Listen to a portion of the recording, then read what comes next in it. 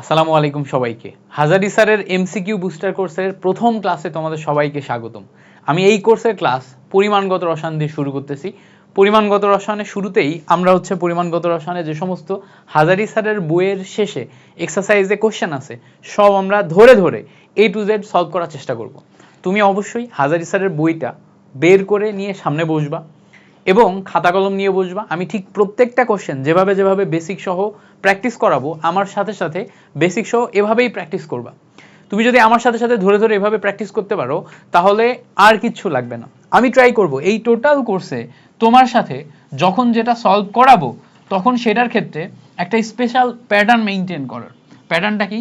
প্রত্যেকটা কোশ্চেন যখন আমি সলভ করাবো এই কোশ্চেনটা এইচএসসির জন্য ইম্পর্টেন্ট নাকি তোমার অ্যাডমিশনের জন্য ইম্পর্টেন্ট, কোনটার জন্য ইম্পর্টেন্ট, কোনগুলা তোমার মোটামুটি ইঞ্জিনিয়ারিংয়ে আসতে দেখা যায়, আবার কোন টাইপের কোশ্চেনগুলা ইঞ্জিনিয়ারিংয়ে না আসে ভার্সিটি কতে আসতে দেখা যায়, কোনগুলা তোমার ক্যালকুলেটর দিয়ে ক্যালকুলেশন করতে হবে, কোনগুলা তোমার ক্যালকুলেটর ছাড়া ক্যালকুলেশন করতে হবে, এই সমস্ত বিষয়গুলা আমি তোমাদেরকে ক্লিয়ার করে দিয়ে তারপরে সামনে আগানোর চেষ্টা করব। সো টোটাল এই ক্লাস জুড়ে তোমাদের সাথে আমি মিল্টন খন্দকার ভাইয়া আছি ইনশাল্লাহ। এই টোটাল হাজারি স্যারের এমসিকিউ বুস্টার কোর্সে তোমাদের সাথে শুরু থেকে শেষ পর্যন্ত থাকবো। প্রত্যেকটা ক্লাস তুমি আমার সাথে সাথে প্র্যাকটিস করবা, আমার সাথে সাথে একদম ধরে ধরে প্র্যাকটিস করবা ইনশাল্লাহ। এগুলা করলে এর বাইরে কিচ্ছু লাগবে না। চলো আমরা দেরি না করে এই কোর্সের ক্লাস শুরু করি। প্রথমেই দেখো আমাদের একদম হাজারি স্যারের বইতে যেভাবে দাগ ধরে ধরে নাম্বারিং করা আছে প্রত্যেকটা কোশ্চেন ওভাবেই দাগ ধরে ধরে নাম্বারিং করা আছে। সো তোমরা একদম স্পেসিফিকভাবে ওইভাবেই দাগ ধরে ধরে যাইতে পারবা, অ্যান্সারগুলো মিলাই নিতে পারবা। প্রথমে আসো এই কোশ্চেনটার দিকে আসি। বলছে এসটিপিতে 22.4 লিটার অক্সিজেন প্রস্তুত করতে কত গ্রাম কেসিএল পটাশিয়াম ক্লোরাইড প্রয়োজন। তো পটাশিয়াম ক্লোরাইডের বিক্রিয়া থেকে এই ম্যাথটা আসছে, পটাশিয়াম ক্লোরাইডের বিক্রিয়া থেকে এই ম্যাথটা আসছে। এখন পটাশিয়াম ক্লোরাইডের বিক্রিয়া তোমরা অনেকেই জানো না, এইটা one of the most important topic. এই পটাশিয়াম ক্লোরাইডের যে বিক্রিয়াটা কি? KClO3 এইটাকে তুমি যদি উত্তপ্ত করো বিক্রিয়া শেষ করে KCl+O2 তৈরি হয়। এই সেম বিক্রিয়া কোথায় কোথায় আসছে শোনো। এই সেম বিক্রিয়া ঢাকা ইউনিভার্সিটিতে আসছে, এই সেম বিক্রিয়া বুয়েটে আসছে, এই সেম বিক্রিয়া রুয়েট রাজশাহী ইউনিভার্সিটি এগুলাতে আসছে, এই সেম বিক্রিয়া এইচএসসিতে আসছে। তাহলে একটা বিক্রিয়া যেটা তুমি যদি শিখো সব জায়গাতে ম্যাথ পাবা, তাহলে এই বিক্রিয়াটা তোমাকে খুব ভালো মতো শিখতে হবে। এটার নাম কি? এটার নাম হচ্ছে পটাশিয়াম ক্লোরাইড, KClO3। এটার নাম কি? এটার নাম হচ্ছে পটাশিয়াম ক্লোরাইড, KClO3। এটাকে উত্তপ্ত করলে পটাশিয়াম ক্লোরাইড এবং অক্সিজেন পাওয়া যায়। ভালো করে খেয়াল করলে দেখবা এখানে 3টা অক্সিজেন, এখানে 2টা অক্সিজেন আছে। সো এখানে 2টা অক্সিজেন 3টা অক্সিজেন মিলানোর জন্য আমি যদি সামনে 2 দিই তাহলে 3 দুগুণা 6 আসে, এখানে সামনে 3 দিলে 3 দুগুণা 6 আসে। এবার ভালো করে খেয়াল করলে দেখো এখানে 2টা পটাশিয়াম 2টা ক্লোরিন হয়ে গেছে, মিলানোর জন্য এখানে 2 দিতে হবে। এই টোটাল এইটুকু কাজ করলে তোমার টোটাল বিক্রিয়াটা সমতাকরণ হয়ে যাচ্ছে। এবার আমরা সহগ অনুপাত সূত্র অনুসারে যেভাবে প্র্যাকটিস করি সেভাবে প্র্যাকটিস করব। যারা সহগ অনুপাত সূত্র জানো না তারা এখন আমার সাথে সাথে দেখো কিভাবে হয়। এখানে আমাদের বলছে যে কত গ্রাম পটাশিয়াম ক্লোরাইড লাগবে, মানে এইটা লাগবে। এবার কি প্রস্তুত করতে? 22.4 লিটার অক্সিজেন, মানে এইটা প্রস্তুত করতে। তার মানে এইটার সাথে এটার সম্পর্ক তৈরি করতে হবে। তো সম্পর্ক যখন তৈরি করবা তখন পটাশিয়াম ক্লোরাইড এইটার মোল লিখবা N of KClO3, পটাশিয়াম ক্লোরাইডের মোল। যখন আমরা পটাশিয়াম ক্লোরাইডের মোল লিখছি তখন খেয়াল করো পটাশিয়াম ক্লোরাইডের সামনে যে সহগটা আছে এই সহগ দিয়ে ভাগ করব। মোলকে তার সহগ দিয়ে ভাগ করলে যে অনুপাতটা হয় এখানেও মোলকে N of oxygen divided by তার সহগ 3 ভাগ করলে যে অনুপাতটা হয় অনুপাতদ্বয় পরস্পর সমান। অনুপাতদ্বয় কি হবে? পরস্পর সমান। এবার দেখো কত গ্রাম লাগবে এটা কিভাবে বের করব। এটা বের করতে গেলে এই যে পটাশিয়াম ক্লোরাইডের কত গ্রাম, এই জন্য n কে ভেঙে আমার W/m করা লাগবে। কি করা লাগবে? W/m। এবার খেয়াল করো এই যে 1/2 আমি লিখে দিলাম, আলাদা করে লিখলাম, W/m করলাম। এদিকে ভালো করে খেয়াল করলে দেখবা 1/3 আছে, 1/3 থাকার পাশাপাশি আমরা এখানে দেখতে পাচ্ছি n আছে। এই n এর ভ্যালু এখানে দেখো 22.4 লিটার দেয়া আছে এসটিপিতে। আমরা জানি এসটিপিতে আয়তনের ক্ষেত্রে এটার তোমার ফর্মুলা হচ্ছে VL ডিভাইডেড বাই 22.4 লিটার। এই আয়তন অলরেডি আমার দেয়া আছে 22.4 লিটার, তাহলে এই VL এর জায়গায় কি বসবে? 22.4 লিটার বসবে। ভাই 22.4 লিটার তো আমি বসাবো, বাট বের করা লাগবে কি, বের করা লাগবে ডাব্লিউ। তাহলে উপরে ডাব্লিউ, নিচে এম যাবে। এম এম মানে কি, KClO3, এইটার আণবিক ভর। ভাইয়া এইটা অত্যন্ত গুরুত্বপূর্ণ একটা যৌগ, যেই যৌগটার আণবিক ভর তোমার মাস্ট মনে রাখা লাগবে। পটাশিয়ামের জন্য দেখো 39, ক্লোরিনের জন্য কত 35.5, অক্সিজেনের জন্য 8, 16 গুণ 3। আমার এটা মুখস্থ আছে, বাট আমি তোমাদের একটু করে দেখাই, দেখলে তোমরা বুঝবা। 39, 35.5, 16 গুণ 3, টোটাল মিলে ক্যালকুলেশন করলে দেখো 122.5 আসে। এটা মুখস্থ। কেন মুখস্থ? ম্যাথ করতে যে কাজে লাগবে। এই যে এখানে 122.5 আসছে না, 122.5, এর সাথে দেখো এই সাইডে 1/2 আছে, এই 2 দিয়ে গুণ করলে 122-এর দ্বিগুণ কত আসে বলো তো? 245 আসবে এখান থেকে। এটা যদি তুমি 2 দিয়ে গুণ করো, এটা যদি তুমি 2 দিয়ে গুণ করো, তাহলে 122.5, এই যে 122.5 ইন্টু 2, 245 আসে। এই 245 যে সংখ্যা ভার্সিটি কতে বিভিন্ন জায়গায় 245 সংখ্যার সাথে মিলায়ে অন্য ভ্যালু দেয়া হয়, যাতে তুমি অনায়াসে কেটে ফেলতে পারো। কেটে ফেলে আমাদের কাটাকাটি যেন ইজি হয়। এটা ভার্সিটি কতে যখন আসে, ক্যালকুলেটর ছাড়া যখন ক্যালকুলেশন করতে দেয় তখন এভাবে করতে হয়। বাট এইচএসসিতে তো আমাদের ক্যালকুলেটর আছে। সো এইচএসসির জন্য আমাদের কিন্তু ঝামেলা নাই। এইচএসসির জন্য আমরা কি করতে পারি, সরাসরি এখানে আগাই যেতে পারি। তো সরাসরি আগাবো কিভাবে, এই জায়গাতে আমরা ডাব্লিউ বাই এটা বসালাম। এই সাইডে দেখো 1/3 আছে, ইন্টু উপরে ভিএল এর জায়গায় 22.4, নিচেও দেখো 22.4 বসালাম। সো ক্যালকুলেটর দিয়ে কাটলে দেখো 22.4, 22.4 কেটে গেল। এখান থেকে যখন তুমি ডাব্লিউ এর ভ্যালু বের করবা, ডাব্লিউ ইজ ইকুয়ালস টু, এটা ওই টোটাল ওই সাইডে চলে যাবে। ওই সাইডে গেলে কি দাঁড়াচ্ছে দেখো, এই 122.5 ইন্টু 2 মিলে 245 আসে। 245 ডিভাইডেড বাই আমার আসে হচ্ছে 3। তো খেয়াল করো, 245 ডিভাইডেড বাই 3 করলে আমার রেজাল্ট আসে হচ্ছে 81.81 বা তোমার 81 সামথিং। তো ধরে নাও এটা হচ্ছে 81.67 এটা আসতেছে। এখানে খেয়াল করে দেখো তো, 81 রেজাল্ট একটাই না, সেটা কত আসে, ডি নাম্বার। তুমি নর্মালি যদি 245 ডিভাইডেড বাই 3 করো, তাও দেখবা তুমি তোমার মুখে মুখে ক্যালকুলেশনে ওইটাই পাবা। তাহলে বুঝতে পারলা এই এমসিকিউটা কিভাবে করলাম। আমি আরেকবার একটু রিপিট করি। প্রথম কথা, আমার এই এমসিকিউটা সলভ করতে গেলে পটাশিয়াম ক্লোরাইড যেটা আছে, পটাশিয়াম ক্লোরাইডের এই বিক্রিয়াটা জানা লাগবে, যে KClO3 এটা হচ্ছে পটাশিয়াম ক্লোরাইড, এটাকে উত্তপ্ত করলে 2 মোল KCl এবং 3 মোল অক্সিজেন পাওয়া যায়। এরপরে আমি সহগুণানুপাত সূত্র লিখলাম, প্রশ্নটা দেখে এটার সাথে এটার সম্পর্ক করছি।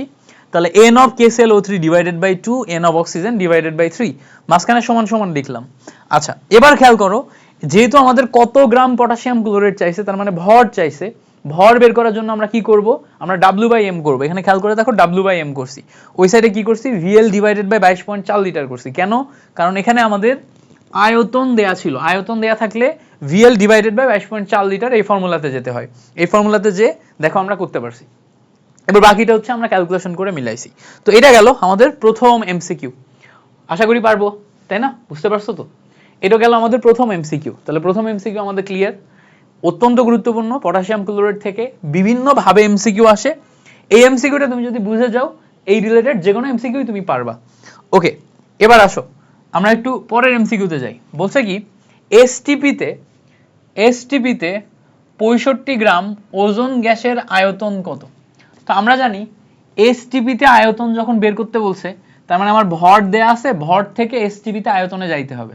তো আমরা জানি ভর মানে হচ্ছে W ডিভাইডেড বাই M, এই ফর্মুলাতে যাই। আর এসটিপিতে আয়তন বললে ফর্মুলা হচ্ছে VL ডিভাইডেড বাই 22.4 লিটার। যেহেতু একটাই যৌগ বা একটাই অণু, ওজনের মধ্যে আমরা টোটাল জিনিসটা নিয়ে কাজ করতেছি, তার মানে আমার এখানে কোনো সমীকরণ লাগবে না। এখানে তো কোনো বিক্রিয়া হচ্ছে না, বিক্রিয়া না করলে তো আমার সমীকরণ লাগবে না, নর্মালি আমি করতে পারতেছি। এবার খেয়াল করো, W বাই M যখন আমি দেখতেছি, W মানে আমার যেই ভর দেয়া থাকবে, দেখো ভর দেয়া আছে কত, 65 গ্রাম, ডিভাইডেড বাই M, M মানে কি, ওজন। অক্সিজেনের জন্য অক্সিজেনের আণবিক ভর 8, 16, কয়টা অক্সিজেন, 3টা অক্সিজেন। খেয়াল করে দেখো, 3 16 48, তাই না, 3 6 18, 3 1 কে 3, 3 16 48, তো এখানে 48ই আসে। নিচে দেখো এখানে আমার 48 বসলো। আচ্ছা, এবার খেয়াল করো, উপরে আমি VL ডিভাইডেড বাই 22.4 পাচ্ছি। সো ক্যালকুলেশন করলে দেখো এখান থেকে আমি VL is equals two 22.4 into উপরে পাচ্ছি 65, নিচে পাচ্ছি হচ্ছে 48।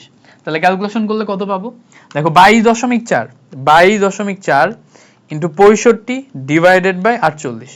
ক্যালকুলেশন করলে দেখো খেয়াল করো আমাদের এখান থেকে রেজাল্ট আসে হচ্ছে 30.33, এই হচ্ছে আমাদের রেজাল্ট। তো এখান থেকে দেখো আমরা আয়তন কত পাচ্ছি, 30.33 পাচ্ছি।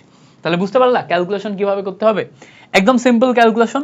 জাস্ট তোমাকে ওজনের যেটা আছে ওজনের আণবিক ভর জানতে হবে 348, যেই ভর দেয়া আছে সেটা বসাবো, VL ডিভাইডেড বাই 22.4 করব, করে বেসিক ক্যালকুলেশন করলে আমাদের মিলে যাচ্ছে। ওকে, ক্লিয়ার হইছে? তাহলে এখান থেকে ক্যালকুলেশন করে আমরা বি নাম্বার পাইলাম হচ্ছে কারেক্ট আনসার। তাহলে আমাদের আরেকটা এমসিকিউ একদম 100% ক্লিয়ার, পারবো কিনা বলো? ওকে, এবার আসো পরেরটা আসি।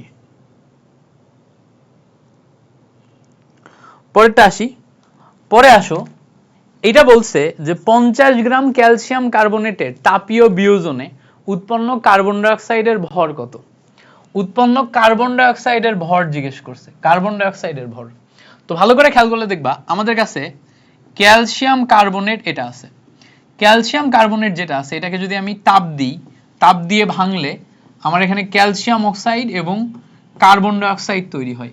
এই হচ্ছে আমাদের বেসিক বিক্রিয়া। সবসময় মাথায় রাখবা ক্যালসিয়াম কার্বনেট এটাকে তাপ দিলেই আমি ক্যালসিয়াম অক্সাইড আর কার্বন ডাই অক্সাইড এটা পাই ভেঙে।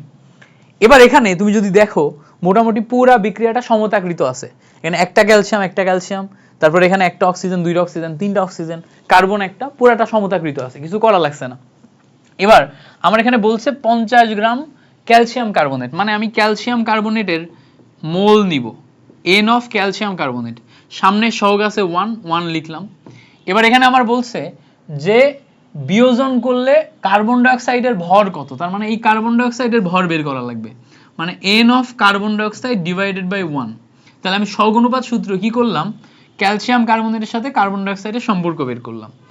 এবার খেয়াল করো যখন আমি ক্যালসিয়াম কার্বনেট করতেছি, ক্যালসিয়াম কার্বনেটের জন্য মোল সংখ্যা বের করলে উপরে ডাব্লিউ নিচে এম আসবে।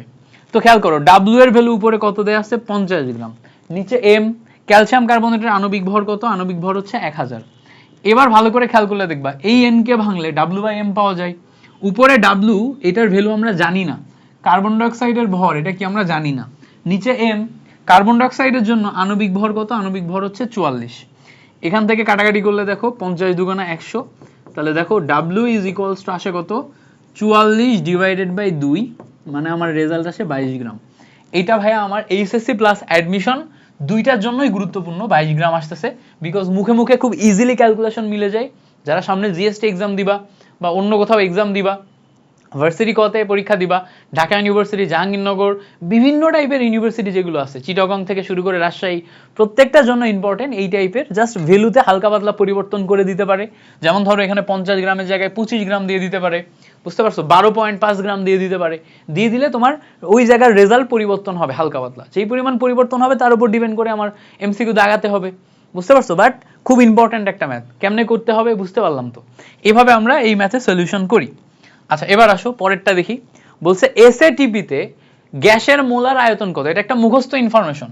এটা কি, এটা হচ্ছে আমরা মুখস্থ করে ফেলবো যে এসটিপিতে কত, এসএটিপিতে কত। আমরা জানি এসটিপিতে গ্যাসের যে মোলার আয়তন, 1 মোলের জন্য আয়তন হচ্ছে 22.4 লিটার, এটা আমরা মুখস্থ করছি। আচ্ছা এসএটিপি মানে কি, standard ambient temperature and pressure, এইটার জন্য 1 মোলের আয়তন হচ্ছে 24.8 লিটার। কত, 24.8। সো এটা অত্যন্ত গুরুত্বপূর্ণ একটা ইনফরমেশন। 24.8 মানে ডি নাম্বার আসে হচ্ছে আমাদের কারেক্ট আনসার। পারবো না, সিম্পল একটা ম্যাথ, অত্যন্ত গুরুত্বপূর্ণ একটা ম্যাথ, জাস্ট তোমাকে সুন্দর মতো ধাপে ধাপে পারতে হবে। ওকে, এই পর্যন্ত ক্লিয়ার হয়েছে না? এই পর্যন্ত ক্লিয়ার। এবার আসো, বলছে -273 ডিগ্রি সেন্টিগ্রেড তাপমাত্রায় নাইট্রোজেন গ্যাসের মোলার আয়তন কত। খেয়াল করো -273 ডিগ্রি সেন্টিগ্রেড টেম্পারেচার। তো আমরা ওই যে পরিবেশ রসায়নে শিখছিলাম যে -273 ডিগ্রি সেন্টিগ্রেড তাপমাত্রা, এত ডিগ্রি সেন্টিগ্রেড মানে হচ্ছে 0 কেলভিন। কিভাবে বলো তো, ওই যে আমাদের হচ্ছে যে c/5 = f-32/9, তাই না, c/5 = f-32/9, k -273/5 এটা পাওয়া যায়। এখান থেকে আমরা একটা জিনিস পাই, কি পাই, 5 কেটে যায়, k = c + 273, এটা পাওয়া যায়। এখন দেখো সেন্টিগ্রেড স্কেলের মান কত, -273, তাহলে -273 + 273 এটা বসাইলে কেলভিনে আমরা 0 কেলভিন পাই। তো আমরা শিখছিলাম, মনে করে দেখো, যে -273°C টেম্পারেচার বা 0 কেলভিন টেম্পারেচার, এই টেম্পারেচারকে বলা হয় পরম শূন্য তাপমাত্রা। এটাকে কি বলা হয়? পরম শূন্য তাপমাত্রা। ভাইয়া পরম শূন্য তাপমাত্রা এই জিনিসটা কি? পরম শূন্য তাপমাত্রা জিনিসটা হচ্ছে যেই তাপমাত্রায় কোনো গ্যাসের আয়তন কত হয়? -273°C টেম্পারেচারে কোনো গ্যাসের আয়তন হচ্ছে শূন্য হয়। এটা কি তাত্ত্বিকভাবে যেই তাপমাত্রায় কোনো গ্যাসের আয়তন তাত্ত্বিকভাবে শূন্য হয় তাকে আমরা পরম শূন্য তাপমাত্রা বলি। তাহলে -273°C টেম্পারেচারে গ্যাসের আয়তন তাত্ত্বিকভাবে কি হয়? শূন্য হয়। তাহলে আয়তন শূন্য, শূন্য মানে কি? 0 লিটার। 0 লিটার মানে কি? 0 ডেসিমিটার কিউব। তাহলে এখানে আমাদের রেজাল্ট কি আসবে? 0 লিটার বা 0 ডেসিমিটার কিউব। তাহলে এইটা আসবে আমার রেজাল্ট। তাহলে এখানে আমি অ্যানসার কি পাবো? 0। অত্যন্ত গুরুত্বপূর্ণ একটি এমসিকিউ, মুখস্থ ইনফরমেশন। অনেকে গুলাই ফেলো, অনেকে -273°C জায়গায় -273 কেলভিন চিন্তা করো, কেলভিন না, সেন্টিগ্রেডে -273, কেলভিনে শূন্য। সেন্টিগ্রেডে -273, খেয়াল করো, কেলভিনে যখন যাচ্ছ, কেলভিনে হচ্ছে শূন্য। কেলভিনে কত? কেলভিনে হচ্ছে আমাদের শূন্য। বুঝতে পারছো? তো দুইটার ভিতরে তফাৎ বুঝতে হবে। ওকে, এবার খেয়াল করো, 10 গ্রাম ক্যালসিয়াম কার্বনেট থেকে, খুবই ইম্পর্টেন্ট একটা এমসিকিউ, এটা বোর্ড পরীক্ষার জন্য মারাত্মক ইম্পর্টেন্ট। যারা আমার এফআরবি তে ক্লাস করছো তারা জানো, আমি এটা করাইছি অলরেডি। তো খেয়াল করো, বলছে 10 গ্রাম ক্যালসিয়াম কার্বনেট থেকে, মানে আমাদের কাছে একটা ক্যালসিয়াম কার্বনেটের দলা আছে, এটা হচ্ছে আমাদের ক্যালসিয়াম কার্বনেট। এইটার ভর কত? এটার ভর হচ্ছে 10 গ্রাম। এখান থেকে এতটি অণু সরিয়ে নিলে, এখান থেকে আমি কি করব? সরিয়ে নিব কতটি অণু? এই এতটি অণু।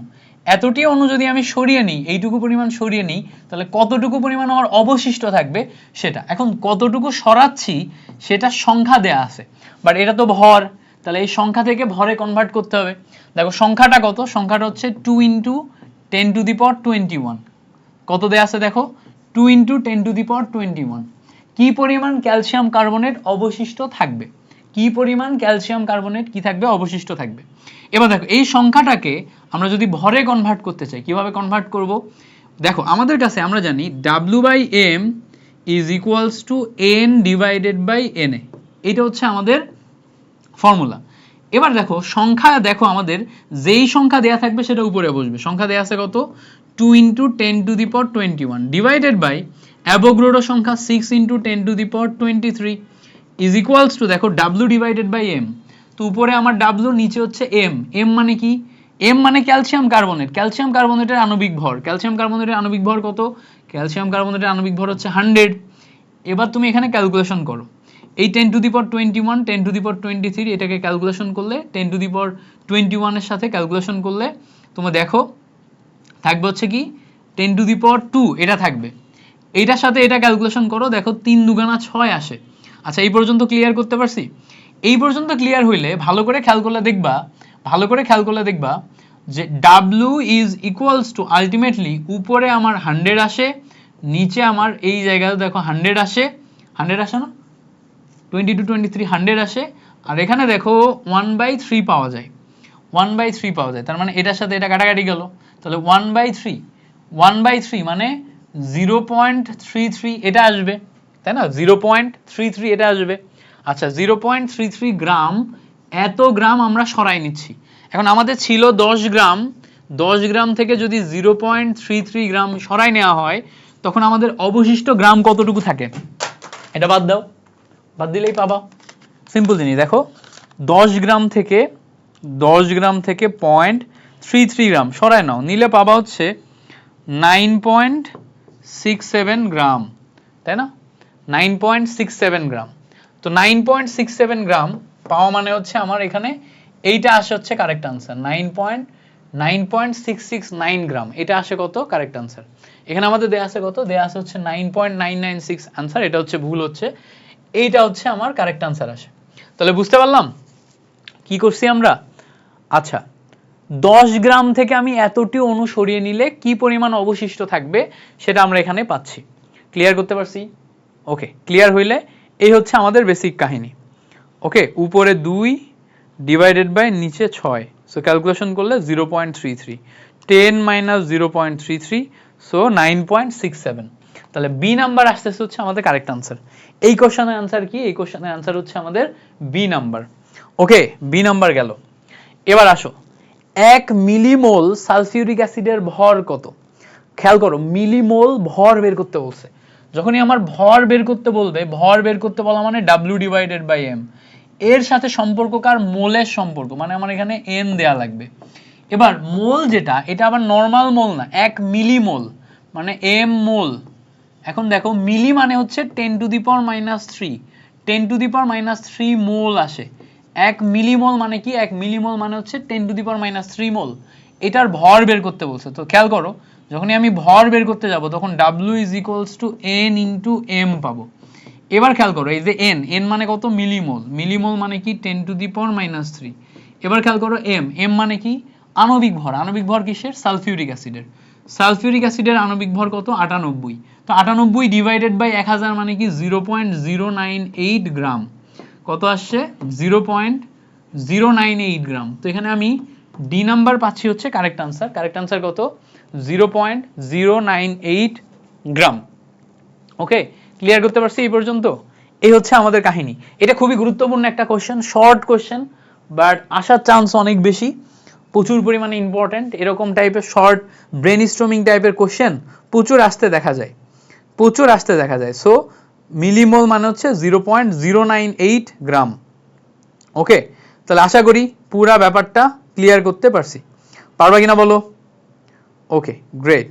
এবার আসো আমরা পরের পার্টে আসি। পরের পার্টে আসি, আমাদের পরের এমসিকিউটা দেখি। 8 নাম্বার এমসিকিউ কি বলছে? কত গ্রাম KClO3 কে, মানে ওই যে পটাশিয়াম ক্লোরাইড, ওই যে বলছি আগেই, অত্যন্ত গুরুত্বপূর্ণ, উত্তপ্ত করলে এসটিপি তে 17 লিটার অক্সিজেন পাওয়া যাবে। তার মানে এসটিপি তে আয়তন অলরেডি আমার দেয়া আছে। এখন আমরা জানি বিক্রিয়া কি। বিক্রিয়া হচ্ছে KClO3, এইটাকে হিট দিলে KCl প্লাস O2 পাওয়া যায়। KClO3 এটাকে হিট দিলে KCl প্লাস O2 পাওয়া যায়। ভালো করে খেয়াল করো, এই জায়গাতে এখানে যদি তুমি 3 মোল দাও তাহলে এখানে 2 মোল যাবে, এখানে 2 মোল আসবে। এবার দেখো N of KClO3 divided by 2 is equals to N of oxygen divided by 3। বুঝতে পারছো? N of KClO3 divided by 2 is equals to N of oxygen divided by 3। এটা হচ্ছে আমাদের সেই অক্সিজেনের সাথে পটাশিয়াম ক্লোরাইডের সম্পর্ক। কিসের মাধ্যমে পাইছি? সহগুণানুপাত সূত্রের মাধ্যমে পাইছি। এবার খেয়াল করে দেখো, আমি যদি এই 1/2 কে ভাগ করে ফেলি, আমরা জানি পটাশিয়াম ক্লোরাইড যেটা আছে, এইটার আণবিক ভর কত? এটার আণবিক ভর হচ্ছে 122.5।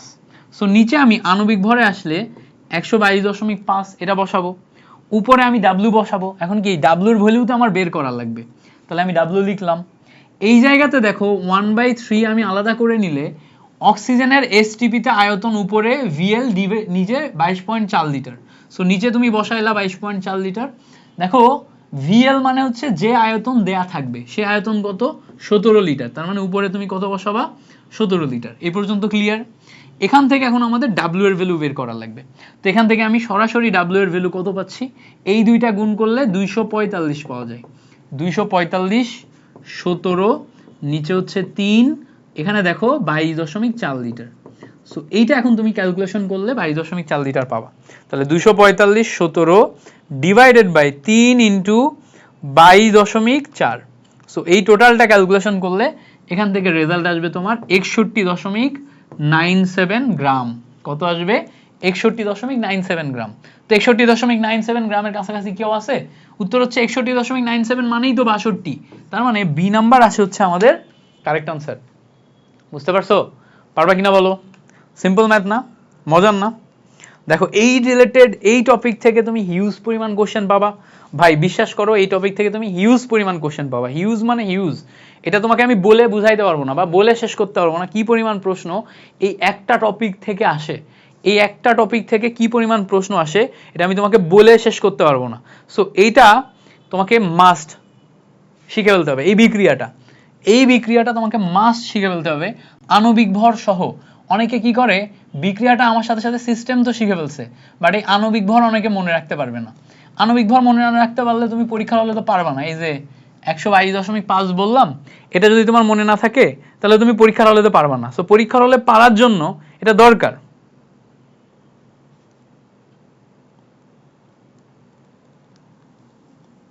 বুঝতে পারছো? ওকে, এবার আসো পরেরটাই দেখি। বলছে Fe2O3 এর অম্লত্ব কত? অম্লত্ব মানে হচ্ছে এইটা একটা ক্ষারীয় অক্সাইড। এটা কি? এটা একটা ক্ষারীয় অক্সাইড। এই ক্ষারীয় অক্সাইড এটা কতগুলা অম্লকে প্রশমিত করতে পারে? তো এই ক্ষারীয় অক্সাইড কতগুলো অম্লকে প্রশমিত করতে পারে এটা বের করতে গেলে আমাদের মনোপ্রোটিক অম্ল নেওয়া লাগবে। তো মনোপ্রোটিক অম্ল মানে কি? যেই অম্ল একটা মাত্র হাইড্রোজেন ছাড়তে পারে তাদেরকে আমরা মনোপ্রোটিক অম্ল বলি। তো দেখো HCl একটা মাত্র হাইড্রোজেন ছাড়তে পারে, এই জন্য কি আমরা বললাম মনোপ্রোটিক অম্ল।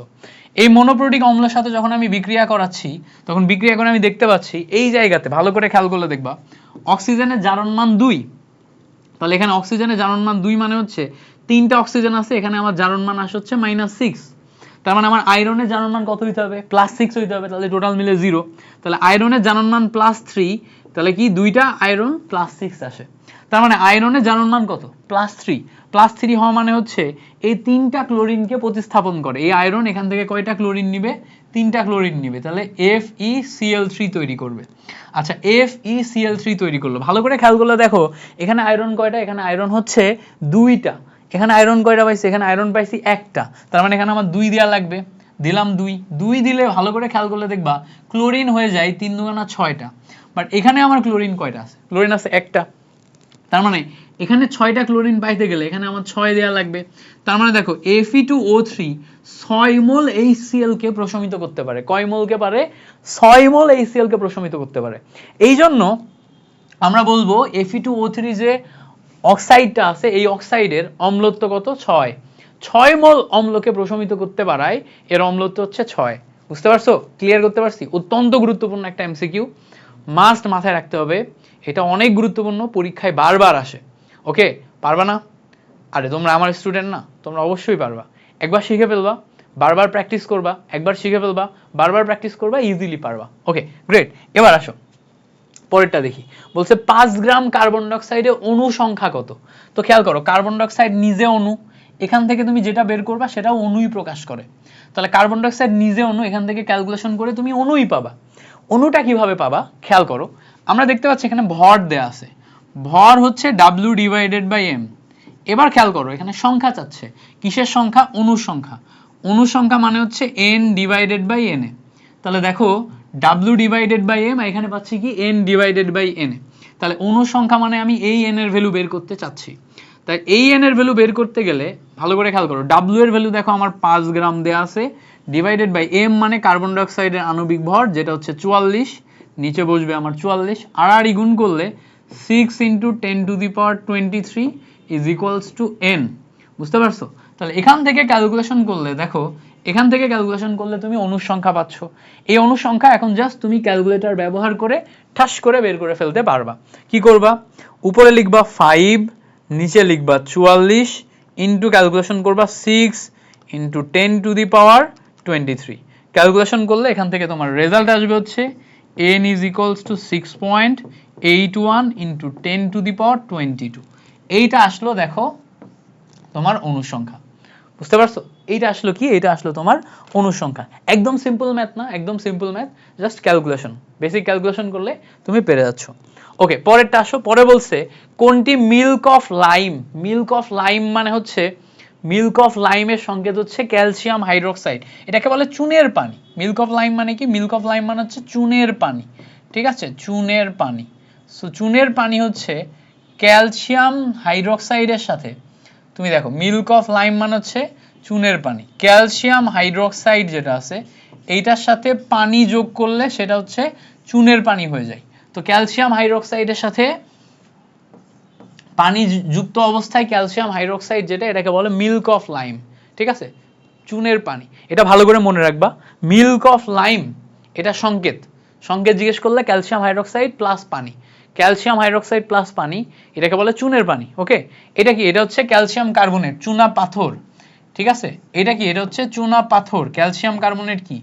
এইটা হচ্ছে আমাদের চুনা পাথর। ক্যালসিয়াম অক্সাইড যেটা আছে এই যে CaO, এটা কি বলতো? এটা হচ্ছে চুন। এইটা কি বলতো, ক্যালসিয়াম অক্সাইডের সাথে সোডিয়াম হাইড্রোক্সাইড হলে এটাকে বলা হচ্ছে সোডা লাইম। ঠিক আছে, এগুলো আমরা সব নাম জানি, এই সবগুলাই আমাদের এমসিকিউতে আসে। একটা হচ্ছে সোডা লাইম, একটা হচ্ছে চুনের পানি, একটা হচ্ছে চুনা পাথর, আরেকটা কি, আরেকটা হচ্ছে চুন। পারবো কিনা বলো? সিম্পল সিম্পল জিনিসপত্র ইজিলি পারবা, ইনশাল্লাহ পারবা, কোনো সমস্যা নেই। তোমরা মিল্টন ভাইয়ের স্টুডেন্ট, তোমরা অবশ্যই অবশ্যই পারবা। এগুলা তোমাদের জন্য বেসিক ডাল ভাত জিনিস। আচ্ছা চলো, এই পর্যন্ত ক্লিয়ার যদি হয়, আমরা এখন পরের কোশ্চেনে আসি। পরের কোশ্চেন বলছে 10% সোডিয়াম কার্বনেট দ্রবণের মোলার ঘনমাত্রা কত? অত্যন্ত গুরুত্বপূর্ণ টপিক, অত্যন্ত গুরুত্বপূর্ণ ম্যাথ, খুবই আসতে দেখা যায়। এটা কিভাবে করবে আমি তোমাকে একটু দেখাই। সোডিয়াম কার্বনেটের আণবিক ভর, এটা মুখস্থ থাকতে হবে, কত বলো তো? 106। তুমি এখন যদি পরীক্ষার হলে এরকম বের করা শুরু করো যে সোডিয়াম 11 23, 23 গুণ 2, কার্বন 6 12, অক্সিজেন 8 16 গুণ 3, টোটাল মিলে ক্যালকুলেটরে চেপে চেপে 106, টাইম ওয়েস্ট। তো তোমার একদম মুখস্থ করে ফেলতে হবে সোডিয়াম কার্বনেট মানেই হচ্ছে 106। এবার যখনই তোমার শতকরা পরিমাণ দেয়া থাকবে, এই যে জায়গায় পার্সেন্টেজ আছে না, পার্সেন্টেজ মানে কি শতকরা পরিমাণ, তখন এটা মানে হচ্ছে তোমার এক্স এর ভ্যালু। এটা কিসের ভ্যালু? এক্স এর ভ্যালু। আমার চাইছে কি মোলার ঘনমাত্রা, মোলার ঘনমাত্রা S is equals to 10x divided by m। Molar ঘনমাত্রা S is equals to 10x divided by m। So 10x মানে কি, আমি উপরে নিলাম 10 ইন্টু x, x এর ভ্যালু কত খেয়াল করো, x এর ভ্যালু দেখো দেয়া আছে 10 ডিভাইডেড বাই m, m মানে কি আণবিক ভর, আণবিক ভর কত 106। সো ক্যালকুলেশন করলে দেখো উপরে 100 ডিভাইডেড বাই নিচে হচ্ছে 106, 100 ডিভাইডেড বাই 106, তাহলে 100 ডিভাইডেড বাই 106 ক্যালকুলেশন করলে রেজাল্ট দেখো আসে হচ্ছে 0.94 মোলারিটি। ভাইয়া এইটাই যদি 100 ডিভাইডেড বাই 106 এই জায়গায় এসে তোমার ক্যালকুলেশন আটকে যায়, তাহলে মহা বিপদ। এটা মুখস্থ করে ফেলতে হবে। যখন এখানে 10%, তখন যখন এখানে 10%, তখন দেখো 100 ডিভাইডেড বাই 106 আসে। তো 10% হলে 100 ডিভাইডেড বাই 100/6, এইটার মানেই হচ্ছে তোমার 0.94। কখনো কখনো তোমার ডিরেক্ট এমসিকিউতে, ভার্সিটি কতে এমসিকিউতে দিয়ে দেয় এখানে 10%-এর জায়গায় 5%। তো 5% হয়ে যাওয়া মানে তখন আমার রেজাল্ট আসে 50 ডিভাইডেড বাই 106। 50 ডিভাইডেড বাই 106 হলে দেখো উপরে 50 ডিভাইডেড বাই 106, রেজাল্ট আসবে হচ্ছে 0.47 মোলারিটি। হাজারি স্যারের মেইন বইয়ের এমসিকিউ সরাসরি চলে আসে, দেখো 0.47 মোলারিটি অপশনে থাকবে। বুঝতে পারছো? তাহলে দেখো যদি 100 ডিভাইডেড বাই 106 হয় তাহলে অ্যান্সার আসবে এটা, যদি 50 ডিভাইডেড বাই 106 হয় তাহলে অ্যান্সার আসবে এটা। একদম অ্যান্সার সহ মনে রাখবা। পরীক্ষার হলে ক্যালকুলেটর যদি না থাকে, সিএসটি এক্সাম বলো, আরইউ সিইউ বলো, তখন এইগুলো অপশনে থাকবে, তোমাকে ডিরেক্ট দাগাতে পারতে হবে, ডিরেক্ট দাগাতে পারতে হবে। মনে থাকবে? মনে যেন থাকে। ওকে, পারবা না? আশা করি পারবা, তোমরা সবাই পারবা। ওকে, এই পর্যন্ত ক্লিয়ার? এই দেখো বলতে বলতে চলে আসে, দেখো 5% সোডিয়াম কার্বনেটের মোলারিটি মানে কি, S is equals to 10x divided by m। তাহলে দেখো উপরে 10 ইন্টু x এর জায়গায় কত 5%, 5 ডিভাইডেড বাই 106 মানে কত আসে 50 ডিভাইডেড বাই 106, রেজাল্ট আসবে 0.47 মোলারিটি। আমার তো মুখস্থ, মনে থাকবে না মুখস্থ। এটা তুমি এইচএসসি পরীক্ষায় যখন দাগাবা তখন তো ক্যালকুলেটর দিয়ে ক্যালকুলেশন করেই দাগাবা। এইচএসসি পরীক্ষায় যখন দাগাবা তখন ক্যালকুলেটর দিয়ে ক্যালকুলেশন করেই দাগাবা। বাট এইচএসসি পরীক্ষায় যখন দাগাবা না, যখন তুমি দাগাবা হচ্ছে অ্যাডমিশন টেস্টে, তখন ক্যালকুলেটর থাকবে না, তখন এই ক্যালকুলেশন করতে যে তোমার মাথা আওলাই যাইতে পারে। তখন তোমাকে কি করতে হবে বলো তো? তখন সিম্পল টেকনিক। কি টেকনিক? সিম্পল টেকনিক হচ্ছে তুমি তখন মনে রাখবা যে 50 ডিভাইডেড বাই 106 মানে 0.57। আর নর্মাল যদি তোমার 50 এর জায়গায় 100 থাকে তাহলে 0.57 এর জায়গায় তখন কি আসবে 0.94। ওকে, আশা করি ক্লিয়ার। এবার আসো, বলছে দ্রবণের মোলারিটির একক কি? দ্রবণে মোলারিটির একক, তো খেয়াল করো মোলারিটি মানে S, S is equals to আমরা জানি ফর্মুলা হচ্ছে N divided by V। N divided by V মানে কি, N ডিভাইডেড বাই V মানে হচ্ছে উপরে মোল আর নিচে কি, নিচে হচ্ছে লিটার, মানে মোল পার লিটার, মোল পার লিটার। মোল পার লিটারকে আমরা মোলারিটি বলি, এটাকে অনেকে মোল পার ডেসিমিটার কিউবও বলে, কারণ কি 1 লিটার আর 1 ডেসিমিটার কিউব সমান। তাহলে দেখো এটা অপশনে মোল পার লিটার, মোলারিটি, মোল পার ডেসিমিটার কিউব এগুলা থাকতে পারে, তাহলে মোল পার লিটার যেটা, এটা হচ্ছে কারেক্ট অ্যান্সার। বুঝতে পারছো? তাহলে দ্রবণের মোলারিটির একক কোনটি? উত্তর হচ্ছে মোল পার লিটার। ওকে, ক্লিয়ার। এবার বলছে দেখো 20 ml দ্রবণে 0.212 গ্রাম সোডিয়াম কার্বনেট আছে, ওই দ্রবণের ঘনমাত্রা কত বের করো। দ্রবণের ঘনমাত্রা বের করতে বলা মানে S is equals to 1000 W divided by mv, এই ফর্মুলাতে আসবে। বাট মাথায় রাখতে হবে এখানে এই ভিটা কিন্তু ml এ বসবে, এই ভিটা কিসে বসবে? এই ভিটা বসবে ml এ। ক্যালকুলেশন করলে দেখো 1000 নিলাম, উপরে দেখো আমার W আছে, তো W এর ভ্যালু যদি আমি বসাই, এখানে দেখো W এর ভ্যালু 0.212 গ্রাম দেয়া আছে। নিচে দেখো M আছে, M মানে কি? M মানে হচ্ছে আমার আণবিক ভর। কিসের আণবিক ভর? সোডিয়াম কার্বনেটের আণবিক ভর 106। বুঝতে পারছো? এবার দেখো VML দেয়া আছে, VML কত? VML হচ্ছে 20 ml। বুঝতে পারছো? VML কত? VML হচ্ছে 20 ml। তাহলে এই হচ্ছে আমাদের ক্যালকুলেশন। তাহলে দেখো 100, 1000, 0.212, 106, 20 ml, এই টোটাল জিনিসটাকে এখন তোমাকে কি করতে হবে? ক্যালকুলেশন করতে হবে। তো তুমি টোটাল জিনিসটাকে যদি ক্যালকুলেশন করো, এই যে 0.212, এইটার দিকে খেয়াল করো। এই 212কে তুমি যদি 1000 দিয়ে গুণ করো, 0.212 খেয়াল করো, 212 ইন্টু 1000 গুণ করলে কিন্তু 212 হয়, তাই না? পয়েন্টের পরে 3টা ঘর, তাহলে এটার সাথে এটা 1000 দিয়ে গুণ করলে 212 আসে। আচ্ছা, এইটা দিয়ে এটা কাটাকাটি করলে দেখো তো 106কে 2 দিয়ে গুণ করলে 212 আসে, তাহলে উপরে 2, নিচে কত? 20। এই 2 এর সাথে এটা কাটাকাটি করলে দেখো 10 আসে। তার মানে কি আমি এখানে 1/10 পাচ্ছি। 1/10 মানে কি? 0.1 মোলারিটি। দেখো 0.1 মোলারিটি, অত্যন্ত গুরুত্বপূর্ণ। এইটা কোন কোন ইউনিভার্সিটির জন্য গুরুত্বপূর্ণ? এইটা যেমন বোর্ড এক্সামে আসবে, এটা তেমন জিএসটি ক্যালকুলেটর ছাড়া, তারপরে ডিইউ, তারপরে হচ্ছে আরইউ, সিইউ, ঠিক আছে, জেইউ, এই টাইপের ইউনিভার্সিটি যেখানে ক্যালকুলেটর নাই সেখানে চলে আসবে। বুঝতে পারছো? দেখো মিলায়ে, সংখ্যাটা মিলায়ে দিছে। 0.212 কেন দিছে? 106 এর দ্বিগুণ, এই জন্য দিছে। বুঝতে পারছো? সো আশা করি ব্যাপারটা ক্লিয়ার। আচ্ছা, এবার বলছে দেখো 250 সিসি, মাথায় রাখতে হবে 1 সিসি মানে centimetre cube, is equals two 1 centimetre cube is equals two 1 ml। মানে মাথায় রাখবো যেইটা সেন্টিমিটার কিউব ওইটাই মিলিলিটার। মাথায় কি রাখবো? যেটা সেন্টিমিটার কিউব ওইটাই মিলিলিটার। এবার এখানে খেয়াল করে দেখো কত গ্রাম দ্রবণ বলছে। তো আমরা জানি ফর্মুলা কি? ফর্মুলা হচ্ছে S is equals to 1000 W divided by mv ml। এবার এখানে এই জায়গাতে আমাদের কত গ্রাম এটা বলছে না, W এর ভ্যালু বের করতে বলছে। তো W ইজ ইকুয়ালস টু আমরা আর গুণ করলে দেখো SMV ডিভাইডেড বাই 1000 পাওয়া যায়। ভাইয়া V কিন্তু মিলিলিটার, এটা ভুললে হবে না। V হচ্ছে মিলিলিটারে, যখন তুমি 1000 নিচ্ছ তখন V সবসময় মিলিলিটারে। তো এখানে দেখো S এর ভ্যালু আমাদের ওখানে কত দেয়া আছে? 0.1 মোলারিটি দেয়া আছে, বসাই দাও, ইন্টু M, M মানে কি? আণবিক ভর। কার? Sulphuric acid 98, into V, V মানে কি?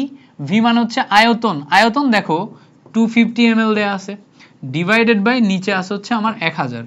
ক্যালকুলেটর দিয়ে ক্যালকুলেশন যদি করো, এটার সাথে এটা ক্যালকুলেশন করলে ইজিলি ক্যালকুলেটর মানে ক্যালকুলেশন করা যায়।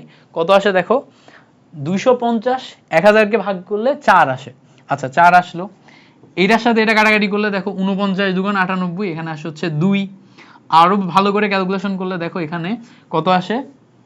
25 দুগুণা 50, এটা আসবে কত? 24.5, 2 দিয়ে কাটাকাটি করলে। এবার এই জায়গাতে 0.1 মানে এদিকে 10 দিয়ে ভাগ করা যায়, 1/10, পয়েন্টের জন্য 1 আর এক ঘরের জন্য একটা শূন্য, এটা দিয়ে এটা কাটাকাটি করলে দেখো 2.45 গ্রাম আসে। তাই না? মুখে মুখে ক্যালকুলেশন শেষ। ঠিক আছে, এটা যেহেতু মুখে মুখে ক্যালকুলেশন করা গেল, তুমি চাইলে এটা ক্যালকুলেটর দিয়ে এক লাইনে করতে পারতা, বাট জিএসটিতে আসবে বা আরইউ সিইউ এই টাইপের যেসব ইউনিভার্সিটিগুলোতে ভার্সিটি ক ইউনিটে আসবে। ঠিক আছে, তো ভার্সিটি ক ইউনিটে যদি আসে, ভার্সিটি ক ইউনিটের জন্য আমরা মুখোমুখি ক্যালকুলেশন করা শিখবো। এই টাইপের ক্যালকুলেশনগুলো মুখোমুখি কেন করা ইজি? দেখো এইটা 4 গুণ এইটা দিয়ে এই 4 দিয়ে আমি অনায়াসে 98কে ভাগ করতে পারতেছি, ফলে যেই সংখ্যাটা আসছে ওটাকে 10 দিয়ে ভাগ করলে মিলে যাচ্ছে। এই টাইপের থিঙ্কিংগুলো তো সিম্পল থিঙ্কিং, এগুলো তো পারা যাবে। এই জন্য এগুলো আমাদের পরীক্ষায় আসবে। ওকে, বুঝতে পারছো? পরেরটা আসো, 17 নম্বর দেখি। বলছে 100 ml 0.1 মোলারিটি সোডিয়াম কার্বনেট দ্রবণের মধ্যে কত গ্রাম সোডিয়াম থাকে? আবারও ভর চাইছে। তো ভর চাইলে তুমি সরাসরি formula W is equals to SMV divided by 1000, এটা কিন্তু লিখতেই পারো। কেন পারো? এটা লিখতে পারো এই কারণে, কারণ এসএমভি এই ফর্মুলা তো আমরা অলরেডি জানি। এবার দেখো এস এর ভ্যালু কত, এস এর ভ্যালু দেখো 0.1 মোলারিটি। এম মানে কি, সোডিয়াম কার্বনেট 106, ভি মানে দেখো 100 ml। আচ্ছা, ডিভাইডেড বাই 1000, বসাই দিলে 1000, 2 শূন্যর সাথে 2 শূন্য কেটে গেলে এখানে 10 থাকে।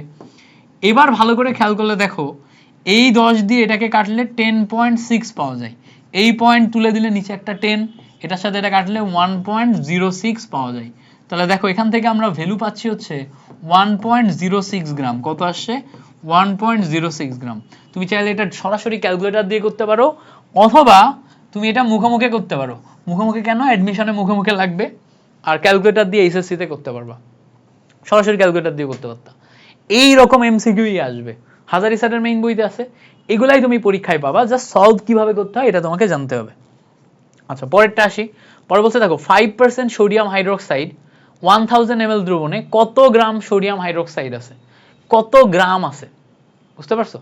তো কত গ্রাম আছে এইটা আমাদের বের করতে বলছে, খুবই গুরুত্বপূর্ণ।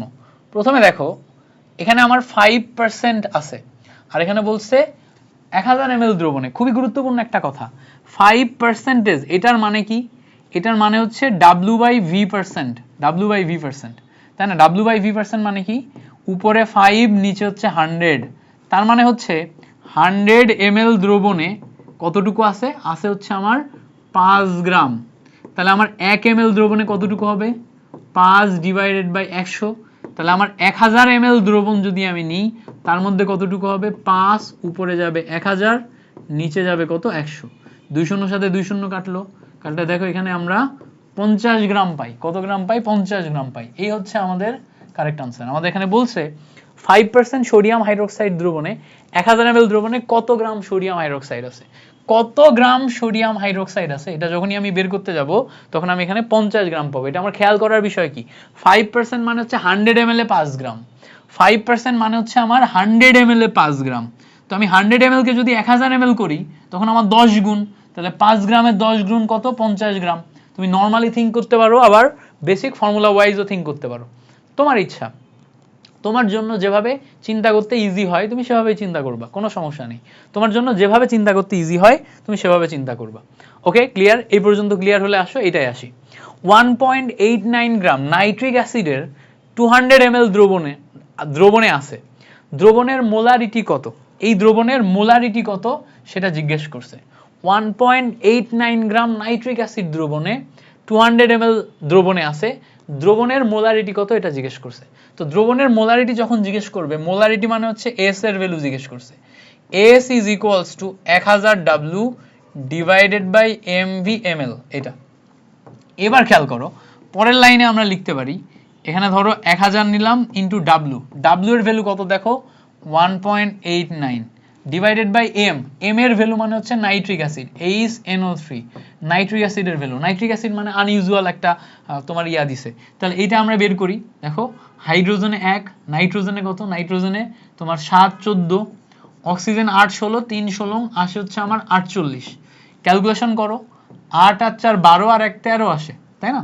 13 আসে, হাতে থাকে 1, হাতে 1 থাকলে 4 আর 1 5 আর 1 6, মানে আমার রেজাল্ট আসে কত? 63। তাহলে আমি এখানে নাইট্রিক অ্যাসিডের জন্য আণবিক ভর 63 বসাইলাম, আর এখানে খেয়াল করো আয়তন হচ্ছে 200 ml বসাইলাম। এবার এটাকে আমরা ক্যালকুলেটর দিয়ে ক্যালকুলেশন করি।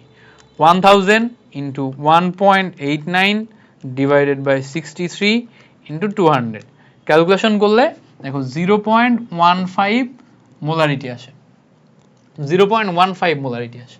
সো 0.15 মোলারিটি আসলে অ্যান্সার হবে কোনটা? বি নাম্বারটা, এটা দাগানো আছে। তাহলে অ্যান্সার কোনটা? কারেক্ট অ্যান্সার হচ্ছে বি নাম্বার। ওকে, ক্লিয়ার করতে পারছি? 1000, 1.89, 63, 200। আরেকবার একটু দেখি, নাইট্রোজেন 7, 14, হাইড্রোজেন 1, নাইট্রোজেন 7, 14, অক্সিজেন 8, 16 গুণ 3, 63 আসে। তার মানে এখান থেকে আমার রেজাল্ট আসছে কি? 0.15। আচ্ছা, এবার আসো, বলছে দেখো 3.5% সোডিয়াম বাইকার্বনেট দ্রবণের ঘনমাত্রা কত? অত্যন্ত গুরুত্বপূর্ণ একটা ম্যাথ, এই ম্যাথটা অত্যন্ত গুরুত্বপূর্ণ, বারবার আসে। এবার দেখো আমরা জানি S is equals to 10x divided by M, এই হচ্ছে আমার ফর্মুলা। উপরে 10 আছে, এক্স এর জায়গায় কত বসবে? এটা হচ্ছে এক্স এর ভ্যালু, এক্স এর জায়গায় বসবে হচ্ছে 3.5, ডিভাইডেড বাই এম মানে কি সোডিয়াম কার্বনেট বা সোডিয়াম বাইকার্বনেট। বসাও সোডিয়াম বাইকার্বনেট। দেখো সোডিয়ামের জন্য 23, হাইড্রোজেনের জন্য 1, কার্বনের জন্য 12, অক্সিজেনের জন্য 8, 16 গুণ 3। ক্যালকুলেশন করলে এই দুইটা যোগ করলে আসে হচ্ছে 24, 12, এই জায়গায় আসে হচ্ছে আমার 48। তাহলে ক্যালকুলেশন করলে কত আসে একটু দেখি। 8 আর 2 10, 10 আর 4 14, তাহলে নিলাম 14, হাতে থাকে 1, 4 আর 1 5, 5 আর 1 6, 6 আর 2 কত, 6 আর 2 হচ্ছে 8, তো টোটাল মিলে আসে আমার 84। সোডিয়াম বাইকার্বনেট কত 84, তাহলে আমি নিচে বসালাম 84। বসাও ক্যালকুলেশন করো। 10 3.5 ডিভাইডেড বাই 84, ক্যালকুলেশন করলে দেখো 0.41 মোলারিটি, এটা আসে কারেক্ট আনসার। তাহলে দেখো এখান থেকে আমি ফাইনাল অ্যান্সার 0.41 মোলারিটি পাচ্ছি। বুঝতে পারছো কিনা বলো? এই পর্যন্ত তোমাদের আশা করি পুরাটা ক্লিয়ার হয়েছে। 45 মিনিটে আমরা 20টা এমসিকিউ সলভ করছি, তারপর একটা ব্রেক নিলাম, এরপরে আবার শুরু করতেছি। সো তার মানে আমরা পার এমসিকিউতে 2 মিনিটের বেশি সময় নিচ্ছি, তার মানে ভালোই সময় লাগবে আমাদের সলভ করে শেষ করতে। সো প্যারা নাই, ইনশাল্লাহ আশা করি পারবো, কোনো সমস্যা নেই। তো এই পর্যন্ত তো ক্লিয়ার, তাই না? তোমাদের যারা যারা ক্লাসটা করতেছো, যারা যারা ক্লাস করতেছো এই পর্যন্ত তো ক্লিয়ার। এবার আসো আমরা পরের এমসিকিউতে যাই। বলছে 10 ml 0.1 মোলারিটি সোডিয়াম হাইড্রোক্সাইড দ্রবণে কত গ্রাম সোডিয়াম হাইড্রোক্সাইড আছে। সো কত গ্রাম মানে কি ভর চাইছে। ভর চাইলে ফর্মুলা কি, W is equals to SMV divided by 1000। দেখো এস এর ভ্যালু অলরেডি দেয়া আছে 0.1 মোলারিটি, এম এর ভ্যালু সোডিয়াম হাইড্রোক্সাইড 40, ভি এর ভ্যালু এখানে আমাদের 10 ml ডিভাইডেড বাই 1000, বসাই দিলা 1000। ক্যালকুলেশন করলে দেখো এখান থেকে একটা শূন্য, এখান থেকে একটা শূন্য কাটে, এখান থেকে একটা শূন্য, এখান থেকে একটা শূন্য কাটে, এই জায়গাতে 4, এখানে আছে কত আমাদের 10, তো কাটাকাটি করলে এখানে দেখো 2 পাই, এখানে দেখো 5 পাই। আচ্ছা এই পর্যন্ত ক্লিয়ার না? এবার দেখো আমরা ক্যালকুলেশনের সুবিধার্থে এই পয়েন্টকে তুলে দিলে নিচে একটা 10 আসবে। এবার খেয়াল করো এই 2 এর সাথে এই 2 কাটলে কত আসে, 5 আসে। তো আরো সুন্দর মতো ক্যালকুলেশন যদি করি তাহলে আমরা দেখো পাচ্ছি কি 1 ডিভাইডেড বাই 25, তাই না? 1 ডিভাইডেড বাই 25 মানে কি, 1 ডিভাইডেড বাই 25 মানে 0.25 গ্রাম। কত আসে, 0.25 গ্রাম। ঠিক করছি নাকি ক্যালকুলেশন ভুল হয়ে গেছে? দেখি দাঁড়াও, ক্যালকুলেশন ভুল হইতে পারে। ওকে আরেকবার দেখি ক্যালকুলেশন, 0.25 গ্রাম আসবে, কত আসে? ওকে দাঁড়াও দেখি। তো এখানে একটা শূন্যর সাথে একটা শূন্য কাটা, একটা শূন্যর সাথে একটা শূন্য কাটা, এরপরে এখানের এই যে পয়েন্ট তুলে দিলে নিচে আরেকটা 10 আসে। ওকে এখানে আমার আছে হচ্ছে 4, তাই না? এখানে আছে হচ্ছে আমার 4, তো উপরে আছে 4, নিচে হচ্ছে আমার 100, তাহলে ক্যালকুলেশন করলে 0.04 গ্রাম এটা আসে। দেখো এই হচ্ছে আমার কারেক্ট আনসার, ভুল করছিলাম, আগের ক্যালকুলেশনে ভুল হয়েছিল, তাহলে এখানে রেজাল্ট কি আসে 0.04 গ্রাম। আচ্ছা পরে আসো, পরে বলছে 500 ml ডেসিমোলার দ্রবণে কত গ্রাম সোডিয়াম কার্বনেট আছে। 500 ml ডেসিমোলার দ্রবণে কত গ্রাম সোডিয়াম কার্বনেট আছে। কত গ্রাম সোডিয়াম কার্বনেট, এটা কিভাবে বের করব? খুব সিম্পল, ভালো করে খেয়াল করো। কত গ্রাম সোডিয়াম কার্বনেট আছে, আবারও আমাদের W এর ভ্যালু বের করা লাগবে। W ইজ ইকুয়ালস টু কি আসবে, SMV ডিভাইডেড বাই 1000। খেয়াল করো SMV ডিভাইডেড বাই 1000 মানে কি, S এর ভ্যালু আমাদের বসাইতে হবে। ডেসি মানে কত জানি, ডেসি মানে জানি হচ্ছে 0.1 মোলারিটি, তাই না? ডেসি মানে হচ্ছে 0.1 মোলারিটি, 1 মোলারিটি বসাইলাম। সোডিয়াম কার্বনেট মানে আণবিক ভর 106, ভি এর ভ্যালু আসে হচ্ছে আমাদের 500 ml ডিভাইডেড বাই 1000। সেখান থেকে ক্যালকুলেশন করলে এটার সাথে এটা ক্যালকুলেশন করলে এটা আসে। ওকে গ্রেট, এই পয়েন্ট তুলে দিলে নিচে আসে 10। এবার খেয়াল করো এটার সাথে এটা ক্যালকুলেশন করলে 53 দুগুণা 106, তাহলে 53কে আমি যদি 10 দিয়ে ভাগ করি এখানে রেজাল্ট আসবে 5.3 গ্রাম। তার মানে দেখো এটাও আমি পাচ্ছি 5.3 গ্রাম। তো এই ক্যালকুলেশনগুলো মুখোমুখি কেন করতেছি, কারণ এগুলা তোমার অ্যাডমিশন টেস্টে আসে। অ্যাডমিশন টেস্টে ক্যালকুলেটর ছাড়া ক্যালকুলেশন করতে বলে, তো হাজারি স্যারের বই থেকে এই টাইপের ম্যাথগুলা হুবহুব তুলে দেয়। এই জন্য এগুলো ক্যালকুলেটর ছাড়া করতেছি। তুমি চাইলে যারা এসএসসি লেভেলের দেখতেছো চাইলে এগুলো ক্যালকুলেটর দিয়ে এক ক্লিকে করতে পারো, তবে যদি এখন থেকে এভাবে ক্যালকুলেশন করা অভ্যাস করো তাহলে তুমি অ্যাডমিশনে যে আগাই থাকবা। অ্যাডমিশনের প্র্যাকটিস হচ্ছে এটাই, তুমি নর্মাল টাইমে ক্যালকুলেটর দিয়ে করতা, অ্যাডমিশনে যেগুলো ক্যালকুলেটর ছাড়া করবা। আচ্ছা পরে আসো, পরে বলছে এই কোশ্চেনটাই কত এমএল ডেসিমোলার দ্রবণ তৈরি করা যায়। কত এমএল মানে দ্রবণের আয়তন জিজ্ঞেস করছে। ডেসিমোলার মানে কি 0.1 মোলার, ডেসিমোলার মানে কি 0.1 মোলার। তো এই দ্রবণটা দিয়ে আমার কত এমএল তৈরি করা যায়। তো এটা আসলে দ্রবণের ঘনমাত্রা প্রকাশ করছে। আমরা জানি দ্রবণের ঘনমাত্রা বা লঘুকরণ সূত্র অনুসারে আমরা যদি দেখি অলরেডি এই দ্রবণের ঘনমাত্রা AS1 is equals to 0.5 molarity দেয়া আছে। এই দ্রবণের আয়তন V1 হচ্ছে 500 মোলারিটি দেয়া আছে। এই দ্রবণের নতুন ঘনমাত্রা আমাদের 0.1 মোলারিটি বানাতে হবে, মানে এটা S2। আর যখন আমি S2 নিব তখন আমাদের আয়তন V2 কত হবে এটা বের করা লাগবে। সেখান থেকে আমরা ক্যালকুলেশন করলে S1 V1 is equals to S2 V2 পাই। এই হচ্ছে আমাদের লঘুকরণ সূত্র, বুঝতে পারছো? এখন লঘুকরণ সূত্র অনুসারে আমরা দেখতে পাচ্ছি S1 এর ভ্যালু আমরা বসাইতে পাচ্ছি 0.5, V1 এর ভ্যালু আমরা বসাইতে পাচ্ছি 500 ml, S2 এর ভ্যালু আমরা বসাইতে পাচ্ছি 0.1, V2 এর ভ্যালু আমাদের বসানো লাগবে। এখান থেকে যদি ক্যালকুলেশন করি, ক্যালকুলেশন করলে V2 এর ভ্যালু পাওয়া যায়, খেয়াল করো এই সাইডে 0.5 500, নিচে আস হচ্ছে 0.1। তাহলে ক্যালকুলেশন করলে এই পয়েন্ট আর এই পয়েন্ট উঠে যায়, এই 5 দিয়ে 500 কে গুণ করলে 5 5 25 মানে 2500 ml আসে।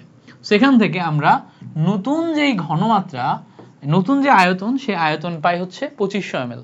মানে যখন আমার আয়তন কমবে, এই আয়তন বাড়বে, তখন আমার ঘনমাত্রা কমবে, বুঝতে পারছো? তাহলে দেখো 2500 ml এর জন্য, 2500 ml এর জন্য আমার ঘনমাত্রা 0.1 মোলারিটি হচ্ছে। ক্লিয়ার? বুঝতে পারছো?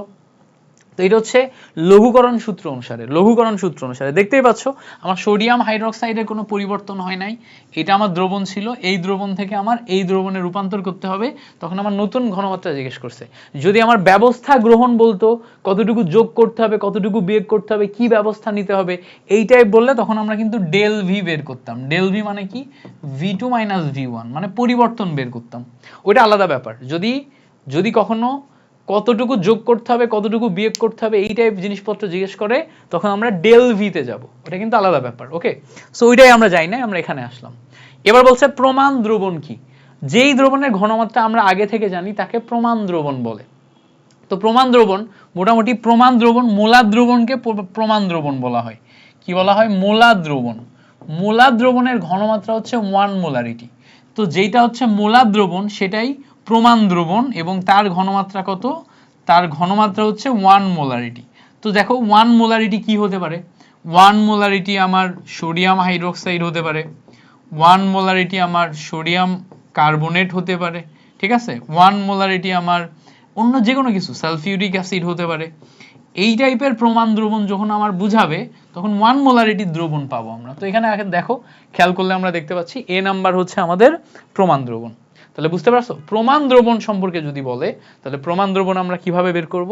এভাবে আমরা প্রমাণ দ্রবণ পাই। তাহলে 1 molarity sodium hydroxide, 1 molarity sodium carbonate, 1 molarity sulphuric acid, এগুলো হচ্ছে আমার মোলার দ্রবণ, যেগুলোর ঘনমাত্রা 1 মোলারিটি, এগুলোকে আমরা প্রমাণ দ্রবণও বলতে পারি।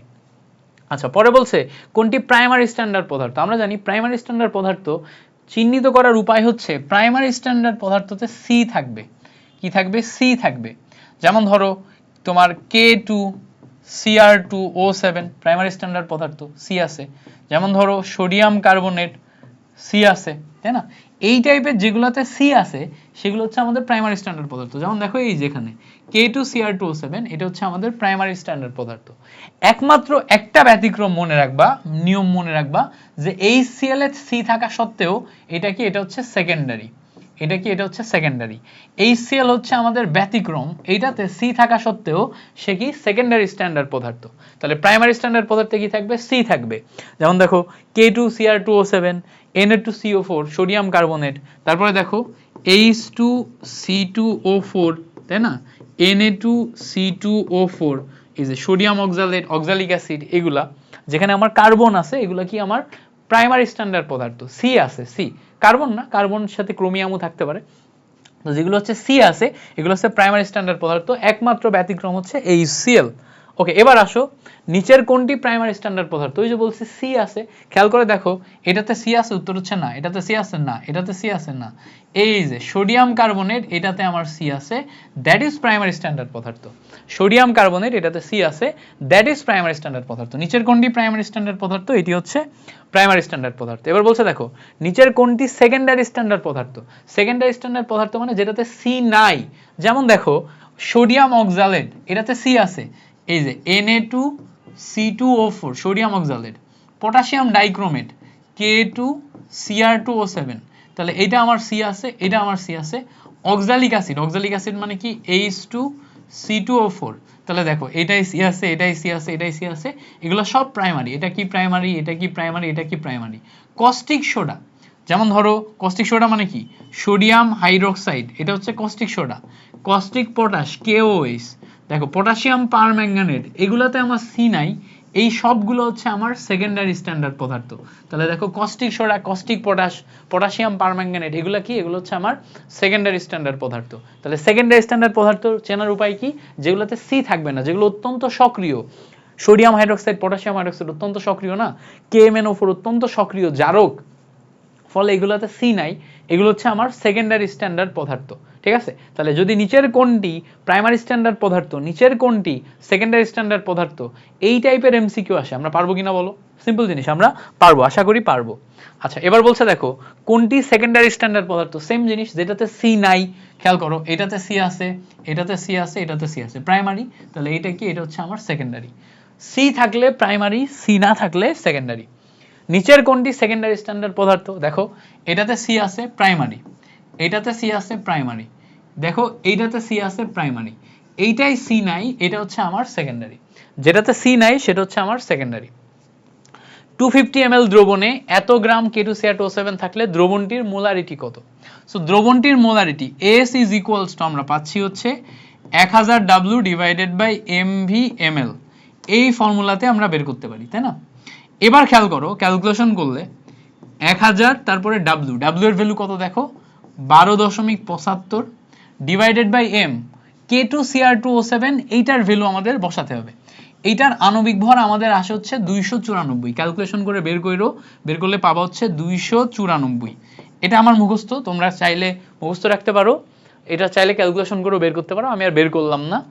আয়তন দেখো আমাদের দেয়া আছে 250 ml, এইটা জাস্ট ক্যালকুলেটর দিয়ে ক্যালকুলেশন করো পেয়ে যাবা 12.75 1000 ডিভাইডেড বাই 294 ইন্টু 250।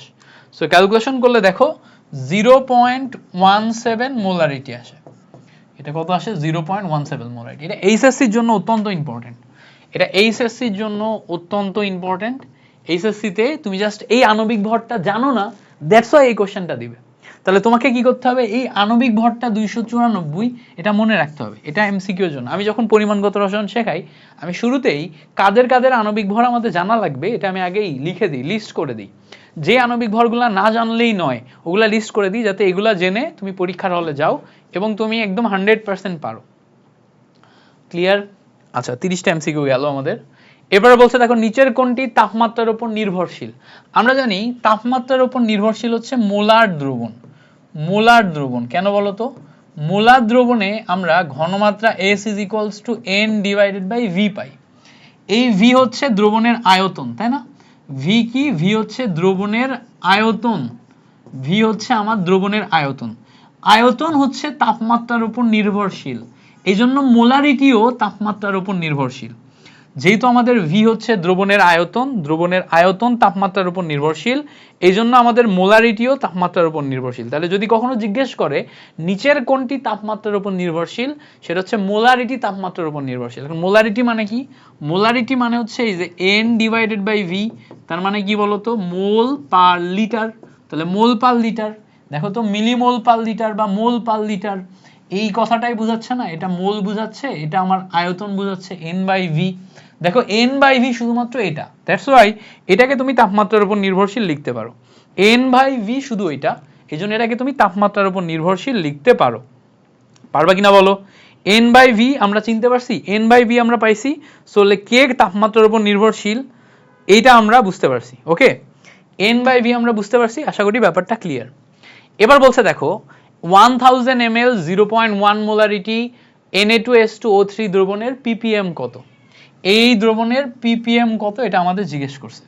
তো এখানে ভালো করে খেয়াল করবা, আমরা এখানে দেখলেই বুঝতে পারবো 1000 ml 0.1 মোলারিটি Na2H2O3 এই দ্রবণের ppm কত জিজ্ঞেস করছে। সো আমাদের ppm এর জন্য ফর্মুলা কি আছে, ppm এর জন্য একটা ডাইরেক্ট ফর্মুলা, ঘনমাত্রার ফর্মুলা হচ্ছে Sm × 10⁻³ মুখস্থ থাকা লাগবে। ppm এর জন্য ঘনমাত্রা দিয়ে যদি ফর্মুলা আসে তাহলে Sm × 10⁻³। দেখো এখানে আমাদের ঘনমাত্রা অলরেডি দেয়া আছে 0.15। এবার দেখো সোডিয়াম, এই যে Na2H2O3 দেয়া আছে না, এইটার জন্য আমাদের কি লাগবে, আণবিক ভর লাগবে। তো আমরা একটু এইটার আণবিক ভর বের করার চেষ্টা করব।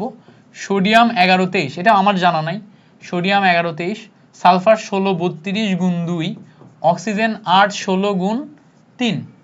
তাহলে ক্যালকুলেশন করলে দেখো 46, তারপরে 32 দুগুণা 64, 3 16 48, এই আসে হচ্ছে আমাদের কাহিনী। তাহলে দেখো কি কি আসে, 46 64 48, ক্যালকুলেশন করলে আমার রেজাল্ট আসে হচ্ছে 158। তাহলে এখানে আমি 158 বসাইলাম ইন্টু 10⁻³ বসাইলাম। তাহলে দেখো 0.15 158 ইন্টু 10⁻³ এইটা বসাইলে আমার আসে হচ্ছে 23700 ppm। তাহলে এখান থেকে আমি রেজাল্ট পাচ্ছি হচ্ছে 23700 ppm। রেজাল্ট কি পাচ্ছি, রেজাল্ট পাচ্ছি হচ্ছে 23700 ppm। তাহলে বলছে দেখো 100 ml 0.15 মোলারিটি Na2H2O3 এটার ক্ষেত্রে ppm এ ঘনমাত্রা কত। তাহলে ppm যখনই জিজ্ঞেস করবে তখন মাথার মধ্যে ppm রিলেটেড ফর্মুলা আমার মনে রাখা লাগবে। ppm রিলেটেড ফর্মুলা কি, যখনই ঘনমাত্রা দিয়ে পাবা তখন হচ্ছে Sm × 10⁻³, ঘনমাত্রা আণবিক ভর 10⁻³। এখানে দেখো আমাদের আয়তন কোনো কাজেই লাগতেছে না, আয়তন রিলেটেড ফর্মুলা আছে আলাদা, সেটা একটু পরে আসবো, ম্যাথ করলেই বুঝতে পারবা।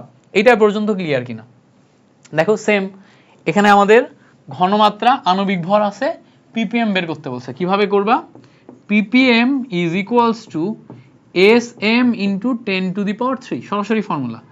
S এর ভ্যালু 0.25, সালফিউরিক অ্যাসিডের আণবিক ভর 98 মুখস্থ, বসাই দিলাম মুখস্থ, ইন্টু 10⁻³, ক্যালকুলেশন করো 24500 ppm।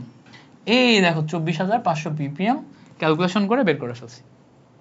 বুঝতে পারছো, ক্লিয়ার হয়েছে না, সিম্পল জিনিস, এভাবে তুমি অনায়াসে পারবা। ওকে, পরের ম্যাথে আসি। পরে বলছে দেখো 0.1 মোলারিটি সোডিয়াম কার্বনের দ্রবণের ppm এককে ঘনমাত্রা কত। এটা কিন্তু মাস্ট, ppm এর এই ফর্মুলা থেকে এমসিকিউ, এইচএসসি অথবা অ্যাডমিশন কোথাও না কোথাও পাবা, এটা মাস্ট। তো এটা ভালো করে প্র্যাকটিস করে রাখতে হবে। তাহলে কি, ppm মানে হচ্ছে আবারও সেম ফর্মুলা Sm × 10⁻³। S এর ভ্যালু কত, 0.1 মোলারিটি, m কত, সোডিয়াম কার্বনের 106 × 10⁻³। ক্যালকুলেশন করলে আমরা এখান থেকে কি পাবো, খুব সিম্পল, দেখতেই পাচ্ছি এই পয়েন্টের কারণে 1/10 আসে, এটার সাথে এটা কেটে যায় 100 চলে আসে। সো 106 এরপরে 2টা শূন্য, মানে কত আসে, 10600। তাহলে ডি নাম্বার আসে কারেক্ট আনসার। ঠিক আছে, ডি নাম্বার কি আসে আমার কারেক্ট আনসার। পারবো না, সিম্পল ম্যাথ। আচ্ছা, পরের ম্যাথে আসি। পরের ম্যাথ বলছে ppm মানে কত। এটা খুব গুরুত্বপূর্ণ, এটা আমি তোমাদের বেসিক ক্লাসে শেখাই সব সময়, যে 1 ppm এটার ফর্মুলাতে প্রথমেই মাথায় রাখতে হবে 1 মিলিগ্রাম পার লিটার, এটাই হচ্ছে ppm। যেটাই মিলিগ্রাম পার লিটার ওটাই হচ্ছে আমার ppm। এটা হচ্ছে আমাদের প্রথম মাথায় রাখতে হবে, যে ppm আর মিলিগ্রাম পার লিটার একই জিনিস। ppm আর মিলিগ্রাম পার লিটার একই জিনিস, পার্টস পার মিলিয়নই হচ্ছে আমার মিলিগ্রাম পার লিটারের এই রেশিওটা, এই দুইটা জিনিস একই জিনিস।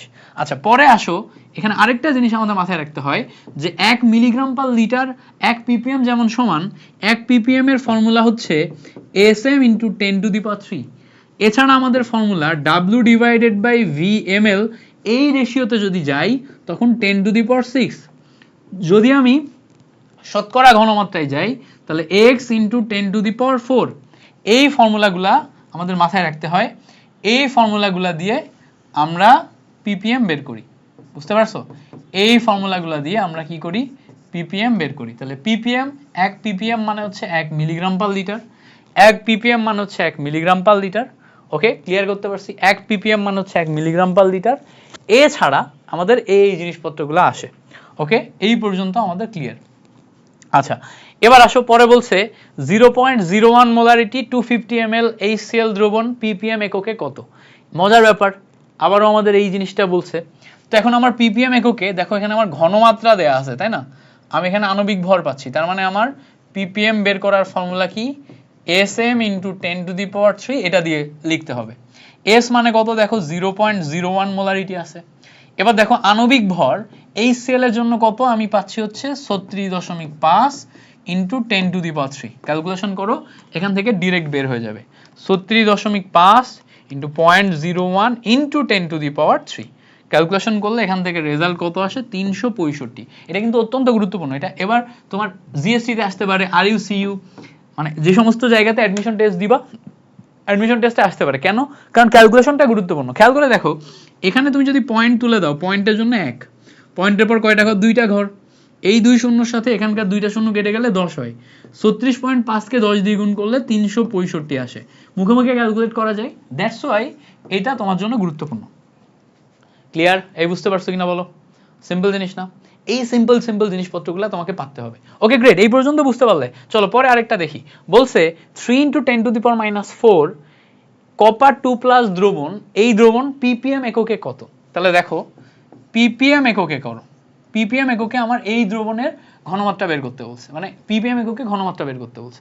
তো আমরা জানি যদি আমরা কোথাও ঘনমাত্রা জানি তখন ppm এককে বের করার ফর্মুলা হচ্ছে sm × 10⁻³ s এর ভ্যালু অলরেডি দেয়া আছে 3 × 10⁻⁴। কপারের আণবিক ভর কত বলো তো? কপারের আণবিক ভর সিম্পল 63.5 × 10⁻³ জাস্ট ক্যালকুলেশন করলে তুমি দেখতে পাবা এই 10⁻⁴ এর সাথে 10⁻³ কাটাকাটি করলে 10⁻⁻1 পাওয়া যায়। আচ্ছা, তাহলে ক্যালকুলেশন করলে দেখতেই পাচ্ছ a - 1 এটাকে কাটাকাটি করলে 6.3 আসে। এই জায়গায় তুমি যদি গুণ করো তাহলে 3 × 3 = 9, 3 × 6 = 18, মানে এটা অলমোস্ট 19 আসবে। তাহলে 19.05 ppm এই জায়গায় মিলে যাচ্ছে। তাহলে দেখো তো 19 এর ঘরে কয়টা ভ্যালু আছে? একটাই দেখো ভ্যালু আছে যেটা 19 এর ঘরে, 18 এর চেয়ে বেশি 19 এর ঘরে। বুঝতে পারছো? তার মানে এটা হচ্ছে আমাদের কারেক্ট আনসার। ক্লিয়ার না? এটা মাস্ট, এটা অ্যাডমিশনের জন্য মাস্ট। ক্যালকুলেটর ছাড়া আসবে অ্যাডমিশনের জন্য মাস্ট। ধরো ঢাকা ইউনিভার্সিটিতে চলে আসছে, তখন কি করবা? আমরা থ্যাংক ইউ দিবা, বলবা ভাইয়া থ্যাংক ইউ, ঢাকা ইউনিভার্সিটিতে চলে আসছে আপনি যেটা বলছিলেন। তাহলে পারবা কিনা বলো? একটু ওয়েট করো, আমি নোটটা সেভ করে নিই। এই লম্বা ক্লাস নেওয়ার সমস্যা হচ্ছে যে নোট চলে যায়, ক্লাসের ক্লাস নোট কখনো কখনো সেভ না থেকে চলে যায়। ঠিক আছে?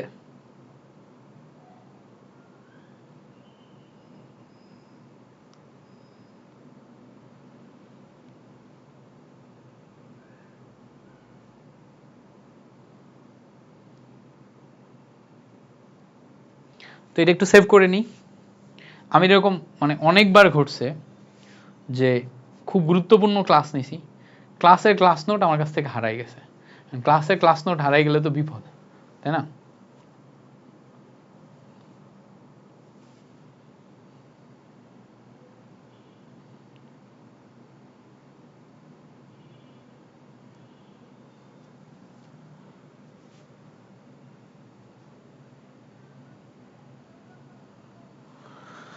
ওকে,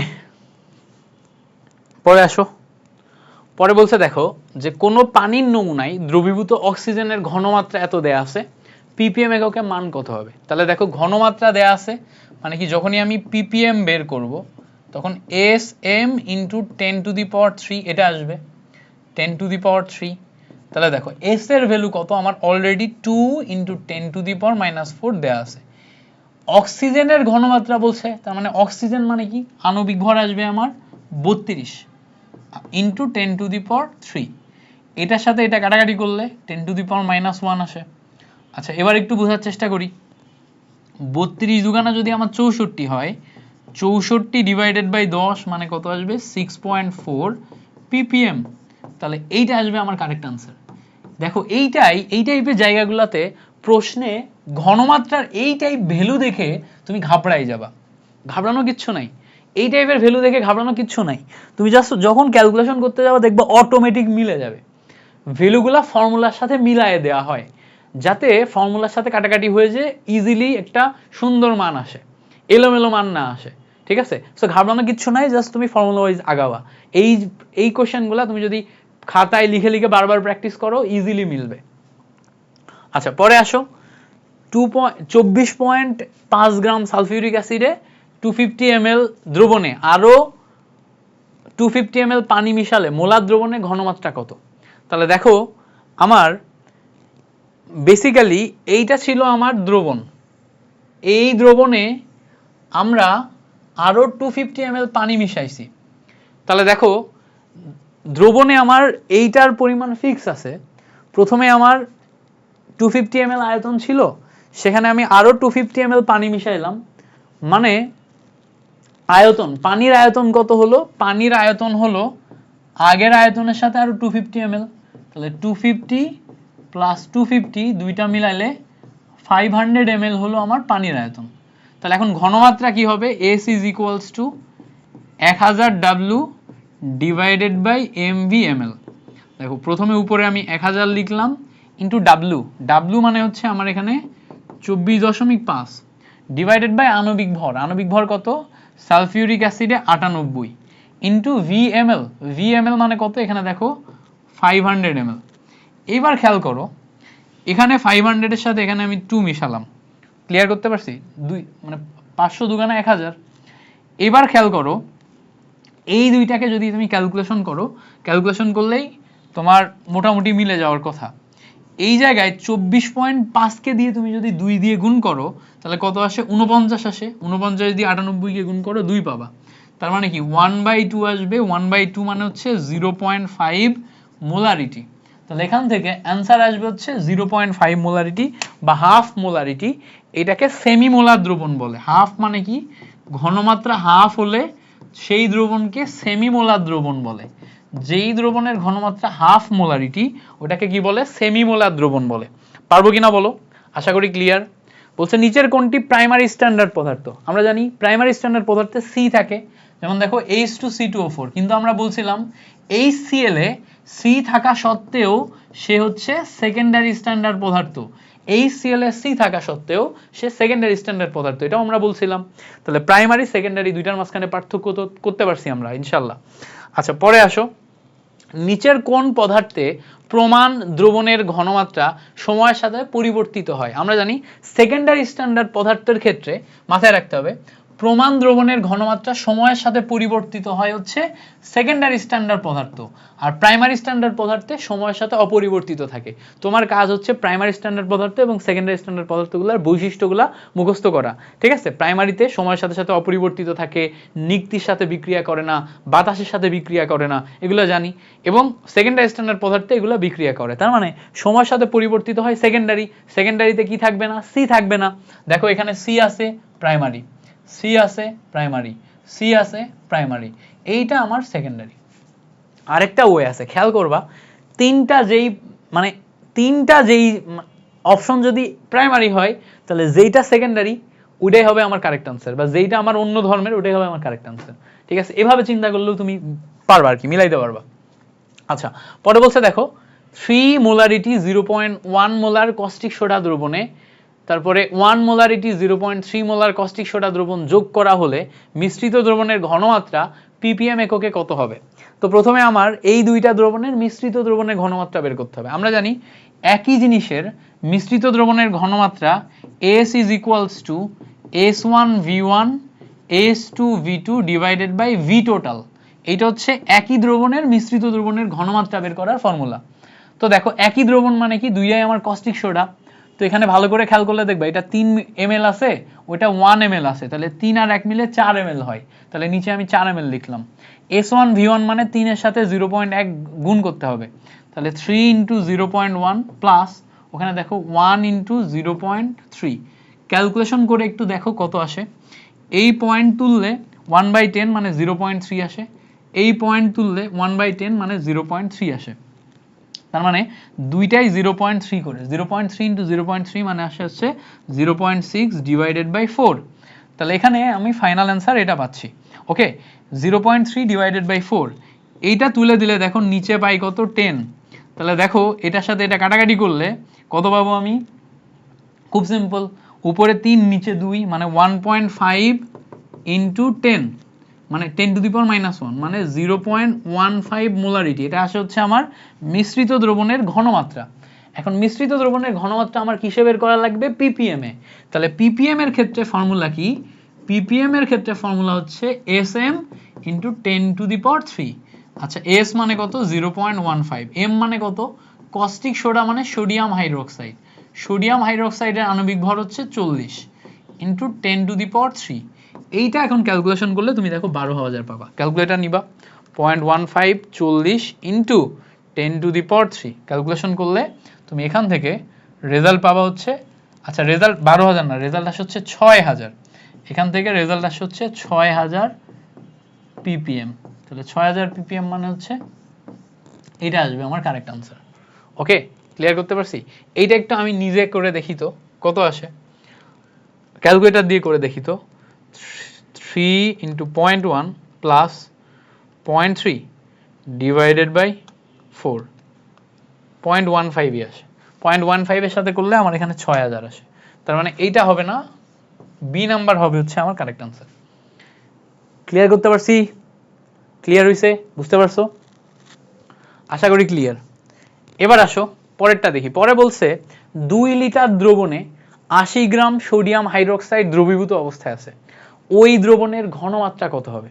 দ্রবণের ঘনমাত্রা জিজ্ঞেস করছে। আচ্ছা দ্রবণের ঘনমাত্রা কিভাবে বের করব? S is equals to 1000 W divided by mv ml। আচ্ছা খেয়াল করো, উপরে আমি 1000 নিছি, W এর ভ্যালু দেখো 80 গ্রাম, সোডিয়াম হাইড্রোক্সাইডের আণবিক ভর 40 ইন্টু VmL 2 লিটার বলছে না, আয়তন আমার 2 লিটার, এটাকে মিলিলিটারে বসাতে হবে। তাহলে 2000 ml বসাতে হবে। 1000 1000 2000 শূন্য শূন্য কেটে গেল, নিচে আমার 2 থাকে। আচ্ছা 2 দিয়ে দেখো এখন যদি আমি কাটাকাটি করি, এইটা দিয়ে এইটা যদি কাটো কত আসবে? 40 দুগুণে 80, 40 40 কেটে গেলে এখান থেকে আমি 1 মোলারিটি পাবো। তাহলে এখানে আমি এ নাম্বার পাচ্ছি হচ্ছে কারেক্ট আনসার, বা 1 মোলারিটি পাচ্ছি হচ্ছে কারেক্ট আনসার।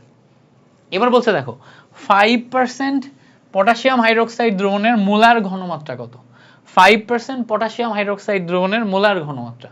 আচ্ছা মোলার ঘনমাত্রা কার? 5% পটাশিয়াম হাইড্রোক্সাইড দ্রবণের। এটা নিয়ে যদি আমি এখন ক্যালকুলেশন করি, ওই যে সেম জিনিস, S is equals to result আসে হচ্ছে 10x ডিভাইডেড বাই m, উপরে আসো 10 ইন্টু x এর ভ্যালু কত? 5 ডিভাইডেড বাই m, m মানে কি? পটাশিয়াম হাইড্রোক্সাইড, m মানে কি? Potassium hydroxide. পটাশিয়ামের 19 39, অক্সিজেন 8 16, হাইড্রোজেন 1, ক্যালকুলেশন করলে আমার রেজাল্ট আসে 56। সো এখান থেকে আমি ক্যালকুলেশন করলে 56 পাই। সো ভালো করে খেয়াল করলে দেখবা উপরে 50 নিচে 56, রেজাল্ট কত আসবে? 0.893 মোলারিটি। এই যে সি নাম্বার বসাও, 50 ডিভাইডেড বাই 56 বসাও, দেখো 0.893 molarity. 50 divided by 56, C number 0.893 molarity. Okay, এবার আসো পরে বলছে 5% সোডিয়াম হাইড্রোক্সাইড দ্রবণের ঘনমাত্রা কত? এটা তো ভাই রিপিট কোশ্চেন, রিপিট কোশ্চেন। দেখো এ নাম্বার কিভাবে?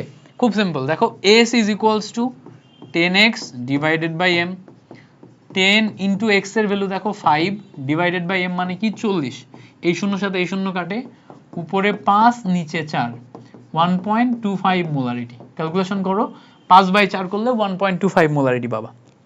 আচ্ছা পরে বলছে দেখো ইথানোয়িক অ্যাসিড এবং সোডিয়াম হাইড্রোক্সাইড দ্রবণের টাইট্রেশনে উপযুক্ত নির্দেশক কি হবে? এইটা বের করার একটা খুব চমৎকার ওয়ে আছে। দেখো চমৎকার ওয়েটা কি মাথায় রাখবা, যে এইটা হচ্ছে তোমার পিএইচ স্কেল। পিএইচ স্কেলে এখানে কত থাকে? 0, এখানে কত থাকে? 14, মাঝখানে কত থাকে? 7। 0 থেকে 7 এই অংশটা হচ্ছে আমার অ্যাসিডিক, তাই না? অ্যাসিডিক। আর 7 থেকে 14 এই অংশটা হচ্ছে আমার ক্ষারীয়। তো কোনো একটা দ্রবণ যদি অ্যাসিডিক হয়, কোনো একটা দ্রবণ যদি অ্যাসিডিক হয়, তার জন্য নির্দেশক হচ্ছে মিথাইল অরেঞ্জ এবং মিথাইল রেড। আর কোনো একটা দ্রবণ যদি ক্ষারীয় হয়, তার জন্য নির্দেশক হচ্ছে ফেনল ফথালিন। কোনো একটা দ্রবণ যদি ক্ষারীয় হয়, তার জন্য নির্দেশক হচ্ছে ফেনল ফথালিন। এবার দেখো methyl orange, methyl red, phenolphthalein, এই দুই যে জিনিস, এই দুইটা জিনিসকে আমরা কিভাবে চিন্তা করব? এখানে খেয়াল করে দেখো ইথানোয়িক অ্যাসিড একটা দুর্বল অ্যাসিড, CH3COOH। এর সাথে আমি সোডিয়াম হাইড্রোক্সাইড নিচ্ছি, একটা শক্তিশালী ক্ষার। তাহলে দুর্বল অ্যাসিড এবং শক্তিশালী ক্ষার দুইটা বিক্রিয়া করে তোমার যেই দ্রবণটা তৈরি করবে সেটা হচ্ছে ক্ষারীয় দ্রবণ, কারণ যে শক্তিশালী তার উপর ডিপেন্ড করে দ্রবণ তৈরি হয়। তাহলে ক্ষার শক্তিশালী, দ্রবণটা হবে কি ক্ষারীয়। দ্রবণ যদি ক্ষারীয় হয় তখন দ্রবণের নির্দেশক হবে হচ্ছে ফেনলফথ্যালিন। বুঝতে পারছো? এখন দ্রবণ যদি অ্যাসিডিক হতো, এমন হতো যে অ্যামোনিয়াম হাইড্রোক্সাইডের সাথে HCl নিছো, দুর্বল ক্ষার শক্তিশালী অ্যাসিড। শক্তিশালী অ্যাসিডের সাথে আমার দ্রবণ হবে অ্যাসিডিক, তখন আমার নির্দেশক কি? Methyl orange methyl red, methyl orange methyl red. বুঝতে পারছো? তাহলে ফেনলফথ্যালিন, মিথাইল অরেঞ্জ মিথাইল রেড, এই কয়েকটা জিনিস একটু মাথায় রাখতে হবে, ভুল করা যাবে না। ওকে, এবার আসো সম আয়তনের, খেয়াল করো, সম আয়তনের 0.1 মোলারিটি সোডিয়াম হাইড্রোক্সাইড দ্রবণ এবং সালফিউরিক অ্যাসিড দ্রবণের মিশ্রণের প্রকৃতি কি রূপ হবে? তাহলে দুইটারই আমার আয়তন সমান, দ্রবণের প্রকৃতি কি রূপ হবে এটা আমাদের বিবেচনা করতে বলছে। খুব সিম্পল, দুইটারই আমাদের আয়তন সমান। এবার দুইটারই যখন আমাদের আয়তন সমান, তখন আমি দেখতে পাচ্ছি এখানে তোমার সোডিয়াম হাইড্রোক্সাইডে যখন আমি 1 মোল নিচ্ছি, ঠিক আছে, যখন আমি সোডিয়াম হাইড্রোক্সাইডের 1 মোল নিচ্ছি তখন 1 মোলে আমার 0.1 মোলারিটি হাইড্রোক্সিল মাইনাস আয়ন আসছে। বাট সালফিউরিক অ্যাসিডে যখন আমি নিচ্ছি, সালফিউরিক অ্যাসিডে আমার 0.1 molarity into 2 hydrogen plus ion আসতেছে। কেন বলো তো? কারণ সোডিয়াম হাইড্রোক্সাইড থেকে 1 মোল OH ছাড়ে আর সালফিউরিক অ্যাসিড থেকে 2 মোল হাইড্রোজেন প্লাস আয়ন ছাড়ে। তাহলে এই ঘনমাত্রার সাথে 2 গুণ হচ্ছে, ফলে সালফিউরিক অ্যাসিডের জন্য ঘনমাত্রা আমার দ্বিগুণ হয়ে যাচ্ছে। দ্বিগুণ হয়ে গেলে আমার দ্রবণ কেমন? দ্রবণ হবে হচ্ছে অম্লীয়। ঠিক আছে, দ্রবণ কেমন হবে? দ্রবণ হবে হচ্ছে অম্লীয়। পারবো কিনা বলো? সিম্পল জিনিস, সিম্পল টেকনিক, জাস্ট টেকনিক মাথায় রাখলেই তুমি পারবা। ওকে, পরে আসো। পরে বলছে মৃদু অ্যাসিড এবং সবল ক্ষার। খেয়াল করো, মৃদু অ্যাসিড এবং সবল ক্ষার। তাহলে ক্ষারকে, ক্ষার হচ্ছে সবল, যেমন ধরো সোডিয়াম হাইড্রোক্সাইড ক্ষার, সবল ক্ষার। তাহলে দুইটার মিশ্রণে দ্রবণ কেমন হবে? যে সবল তার মতো হবে। খালি তার মানে কি? দ্রবণ ক্ষারীয়। আমরা বলছিলাম দ্রবণ ক্ষারীয় মানে হচ্ছে ফেনলফথ্যালিন। দ্রবণ ক্ষারীয় মানে কি? দ্রবণ ক্ষারীয় মানে ফেনলফথ্যালিন। এই যে এই জায়গার এই গ্রাফটা মনে রাখলেই হবে, বুঝতে পারবা। দ্রবণ যখনই ক্ষারীয় তখন ফেনলফথ্যালিন, দ্রবণ যখন অম্লীয় তখন মিথাইল অরেঞ্জ মিথাইল রেড। এইটা মনে রাখলেই তুমি এই এমসিকিউ সব পারবা। দ্রবণ ক্ষারীয় ফেনলফথ্যালিন। আচ্ছা, এবার খেয়াল করো, অম্ল ক্ষার টাইট্রেশনে সমাপ্তি বিন্দুতে ফেনলফথ্যালিনের নির্দেশক, মানে ফেনলফথ্যালিনের নির্দেশকের বর্ণ পিএইচ এর মানে পিএইচ সীমা কত, এটা মাথায় রাখতে হবে। যখনই আমরা ফেনলফথ্যালিনে আসতেছি, এই জায়গায় খেয়াল করে দেখো, ফেনলফথ্যালিন আসতেছি, ক্ষারীয় দ্রবণে আমার সীমা হচ্ছে 7 থেকে 14। তাহলে ফেনলফথ্যালিন হবে এই 7 থেকে 14 ঠিক মাঝখানে। সেটা কত? খেয়াল করো, 8 থেকে 10 এর মাঝখানে হবে। দেখো অ্যাসিডিক 0 থেকে 7, তাহলে এর মাঝখানে কত হবে? এর মাঝখানে তোমার 3 থেকে 5 এই রেঞ্জটা হবে। কত হবে? 3 থেকে 5 এই রেঞ্জটা। ঠিক আছে, 3 থেকে 5। তাহলে দেখো ফেনলফথ্যালিন হচ্ছে 3 থেকে, মানে ফেনলফথ্যালিন 8 থেকে 10 আর মিথাইল অরেঞ্জ মিথাইল রেড 3 থেকে 5 এই রেঞ্জে আমার যাবে। তাহলে আমি কি হবে? 8 থেকে 10 রেঞ্জে নিব। তাহলে 8 থেকে 10 রেঞ্জ মানে কি? C number. 8 থেকে 10 রেঞ্জ মানে কি?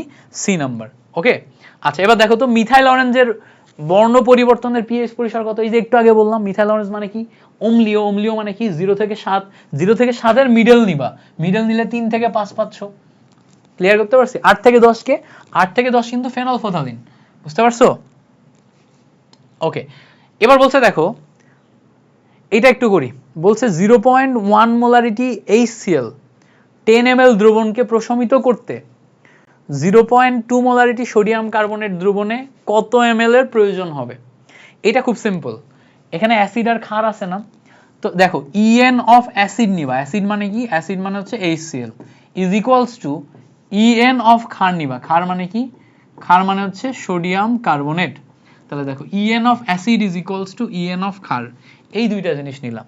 এখন EN অফ অ্যাসিডের ক্ষেত্রে, HCl এর ক্ষেত্রে দেখো তুল্য সংখ্যা হচ্ছে আমার 1 মোলারিটি। এই N কে ভাঙলে VS পাওয়া যায়। V কত দেখো?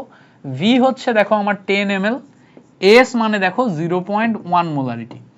এই জায়গায় সোডিয়াম কার্বনেটের জন্য তুল্য সংখ্যা 2, এই N কে ভাঙলে আমার VS পাওয়া যায়। V দেখো আমি জানি না, যেটা আমার ml এ হবে এস কত, এস হচ্ছে আমার 0.2 মোলারিটি। এখান থেকে এখন ক্যালকুলেশন করো, এখান থেকে ক্যালকুলেশন করলে দেখো এই পয়েন্ট তুলে দিলে নিচে একটা 10 পাওয়া যায়, 10 আর 10 কেটে গেল, কেটে গেলে ভালো করে খেয়াল করে দেখো VmL ইজ ইকুয়ালস টু আমার রেজাল্ট কি আসবে, খুব সিম্পল, একটু দেখার চেষ্টা করি। এই অংশটা তো কেটে গেছে তাই না, VmL যদি আমি করি এখন রেজাল্ট আসবে 1 divided by 2 into 2 divided by 10। তাহলে ক্যালকুলেশন করলে উপরে যাবে 10, নিচে যাবে 4, তাহলে কত আসবে 10 ডিভাইডেড বাই 4, 2.5 আসার কথা, 2.5। সো 2.5 ml এইটা হচ্ছে আমাদের প্রশমিত করতে ফাইনাল আয়তন। আরেকবার একটু চেক করি কোথাও ভুল হয়েছে কিনা। এখানে আমার HCl 1 নিলাম, ওকে 1 নিছি, তুল্য সংখ্যা 1, 0.1 মোলারিটি 10 ml, তাহলে 10 ml 0.1 মোলারিটি নিছি, নিলে আমার এখানে 1/10, 10 আর 10 কেটে যায়, এদিকে আমার টোটালটা 1 হয়ে যায়। আচ্ছা এই সাইডে আমি তুল্য সংখ্যা 2 নিছি, VmL 0.2, আচ্ছা 0.2 নিলাম, তাহলে VmL নিলে এটা এই সাইডে চলে আসে 1/2/10, তো উপরে চলে যায় 10, নিচে যায় 4, মানে 2.5। এটা হবে না, কারেক্ট আনসার হবে হচ্ছে বি নাম্বার। দ্রবণে কত ml প্রয়োজন, সেটা হচ্ছে 2.5 ml। ওকে, বুঝতে পারছো? আচ্ছা এই পর্যন্ত আমাদের ক্লিয়ার হয়েছে কিনা বলো। ওকে, এই পর্যন্ত ক্লিয়ার হয়েছে। আমি একটা পানি খাওয়া ব্রেক নিব, নিয়ে তোমাদের সাথে আবারও ফিরে আসব। আমরা 1 ঘন্টা 25 মিনিট করে ফেলছি। সো চলো আমরা পরের এমসিকিউটা দেখি। বলছে যে নিচের কোনটি লুইস অম্ল বা অ্যাসিড। যখনই আমার লুইস অম্ল বা অ্যাসিডের কথা বলে, লুইস অম্ল বা অ্যাসিডের কাজ কি, যারা লন পেয়ার ইলেকট্রন অ্যাকসেপ্ট করতে পারে, লন পেয়ার মানে কি এলপি, এলপি যারা অ্যাকসেপ্ট করতে পারে তারা হচ্ছে লুইস অ্যাসিড। মোস্টলি যখনই লুইস অ্যাসিডের কথা বলবে তখনই তোমাকে খেয়াল করতে হবে লন পেয়ার ইলেকট্রন অ্যাকসেপ্ট তারাই করতে পারবে যাদের ডি বা পি অরবিটাল ফাঁকা, যাদের ডি বা পি অরবিটাল ফাঁকা আছে।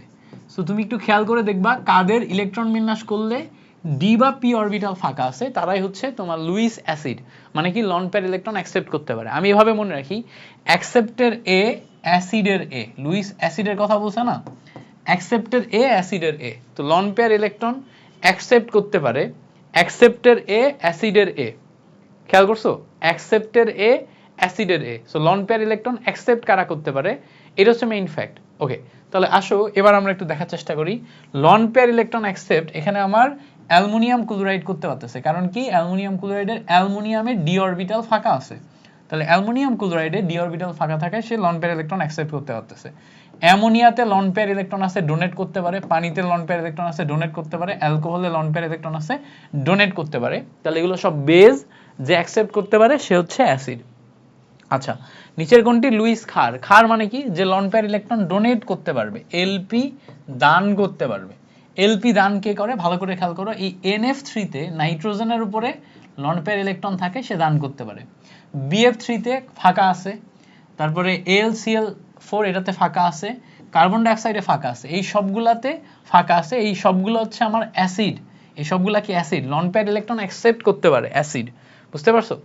এবার বলছে দেখো শক্তিশালী অ্যাসিড এবং দুর্বল ক্ষারের টাইট্রেশনে, তো শক্তিশালী অ্যাসিড এবং দুর্বল ক্ষার বেজ, এই দুইটা টাইট্রেশনে যেই উৎপাদ আসে বা যেই মাধ্যম তৈরি হয় সেটা কিন্তু অ্যাসিডিক।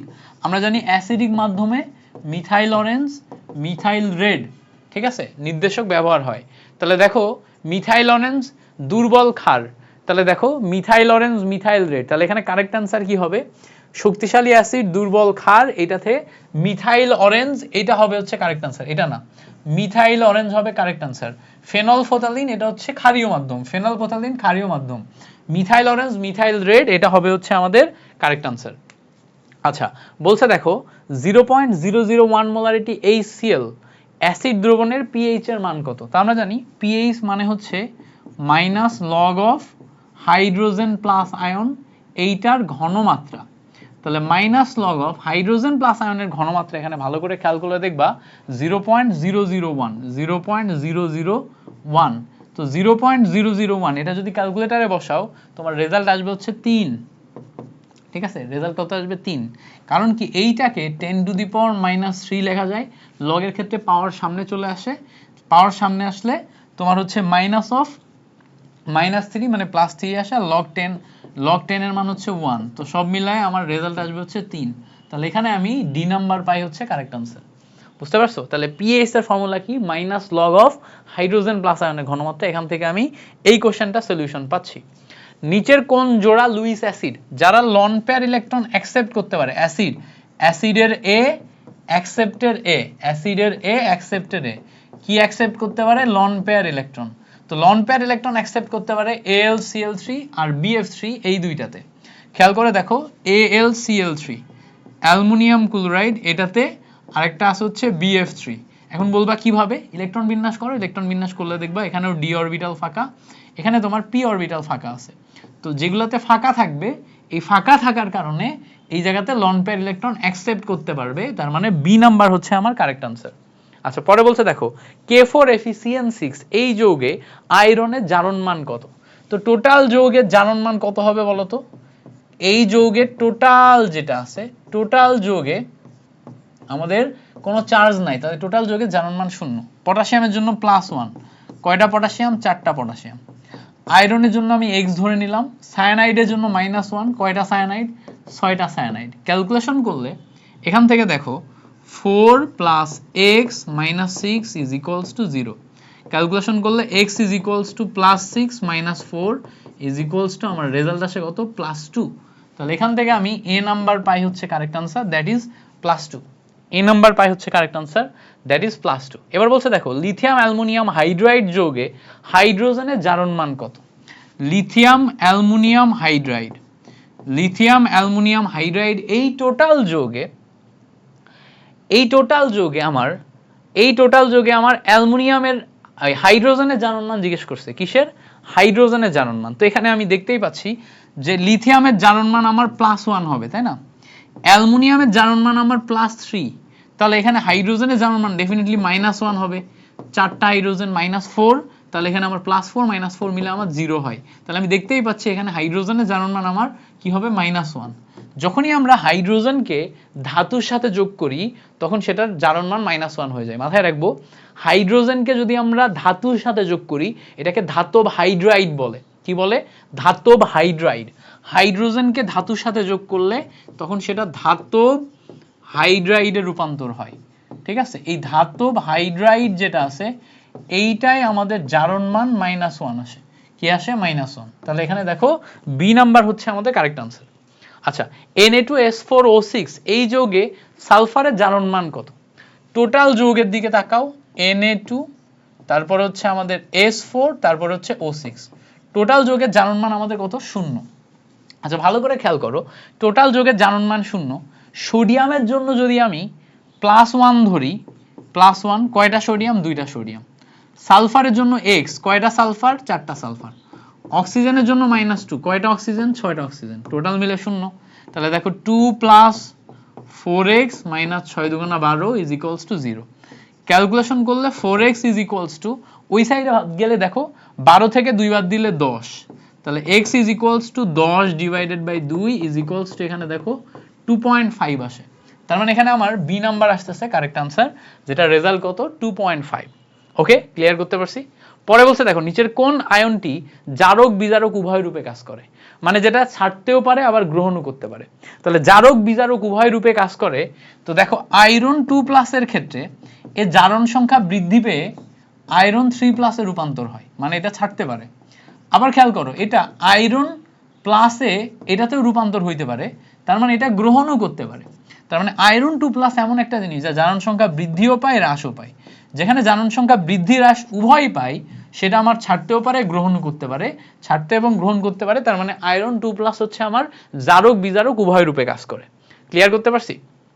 আশা করি ব্যাপারটা ক্লিয়ার। তাহলে কার জারণ বিজারণ উভয় রূপে কাজ করে কোনটা? সেটা হচ্ছে আয়রন 2+। এইটা হচ্ছে আমাদের ক্লিয়ারিটি আনতে হবে। সো আমরা প্রথম পর্বে এই পর্যন্তই রাখবো, দ্বিতীয় পর্বে আমরা বাকি এমসিকিউ গুলা ইনশাআল্লাহ সলভ করে ফেলবো। সো প্রথম পর্বে আমাদের এইটুকুই থাকবে।